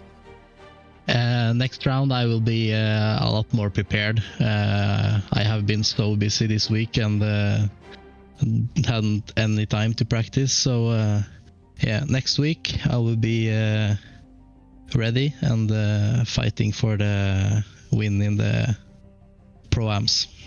Yeah. Ready more than ever. Well, also, man, thank you very much for joining us in the commentary booth. Well done on the win, and excited to see you back out on the racetrack for the rest of the season. Thank you for joining us, and congratulations. Thank you. And we also got Paul Webster joining us in the commentary booth as well, the driver of the 888 car. Now, Paul, nice to have you into the commentary booth. I'm going to ask you the same question that I asked Nikolai a couple of moments ago. Talk us through a hectic day of racing action here at the Nürburgring.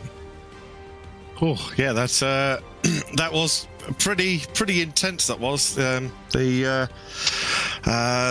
weather system now that we have in iRacing is definitely going to spice some of these races up if there is wet weather around. Yeah, it was an exciting race. I've felt pretty confident with the car in the wet at the start of the race, and was able to make up sort of 5 or 6 places up on the first lap, and I wasn't entirely too sure whether it was going to dry up towards the end of the race. And there's 7 laps to go, and I thought, I think this needs to be dries. And I think even though you are losing time in the pits by changing your tires, you have to be on the right tires for the right conditions. Yeah, being on the right tires at the right time for the right conditions, making a huge difference at the end of this race. But I gotta say, that was a pretty good drive from you, and excited to see the moves that you did towards the end of that race. But we're gonna be running at Bathurst in 1 week's time. So what are your thoughts heading into the next race of the championship? I love Bathurst. I cannot get enough of the place, so I will probably be doing too many laps this week, and I'll be thinking about it a little bit too hard, but I can't wait for Bathurst next week. I absolutely cannot wait. Awesome, and excited to see you back out on the racetrack in 1 week's time. But Paul Webster, thank you very much for joining us in the commentary booth. Always nice to get a driver's perspective here in the booth, and excited to see you back out on the track for the next round of the championship. Thank you for joining us. Thank you very much. Yeah, it's been brilliant. Thank you very much. There we go then. Thank you very much to the drivers for joining us in this one. We're running out of time here, Ron, so we'll keep it pretty short. I mean, talk about two contrasting races. The first race pretty calm, second race far from it. Second race was very reminiscent of the scenes that you see in the parking lot of a Walmart on Black Friday with a 50% off deal on some nice flat screen TVs. That second race was so much fun, though. From our perspective in the commentary booth, that was absolutely awesome. It's a good thing I grabbed this glass of water before we went live for the second part, because after that broadcast, I feel like I certainly needed it. But what a way to get this season underway. Absolutely. You don't have to wait long for the next round either, because in just a week's time we head to Mount Panorama for week number 2 of the 17th season of the World GT Championship. Pleasure to have you all along with us for the ride. Paul Smith and Ron Mounds on commentary, with Hugo Luis behind the scenes on production. For everybody here and all the drivers and admins, until next week, it's goodbye.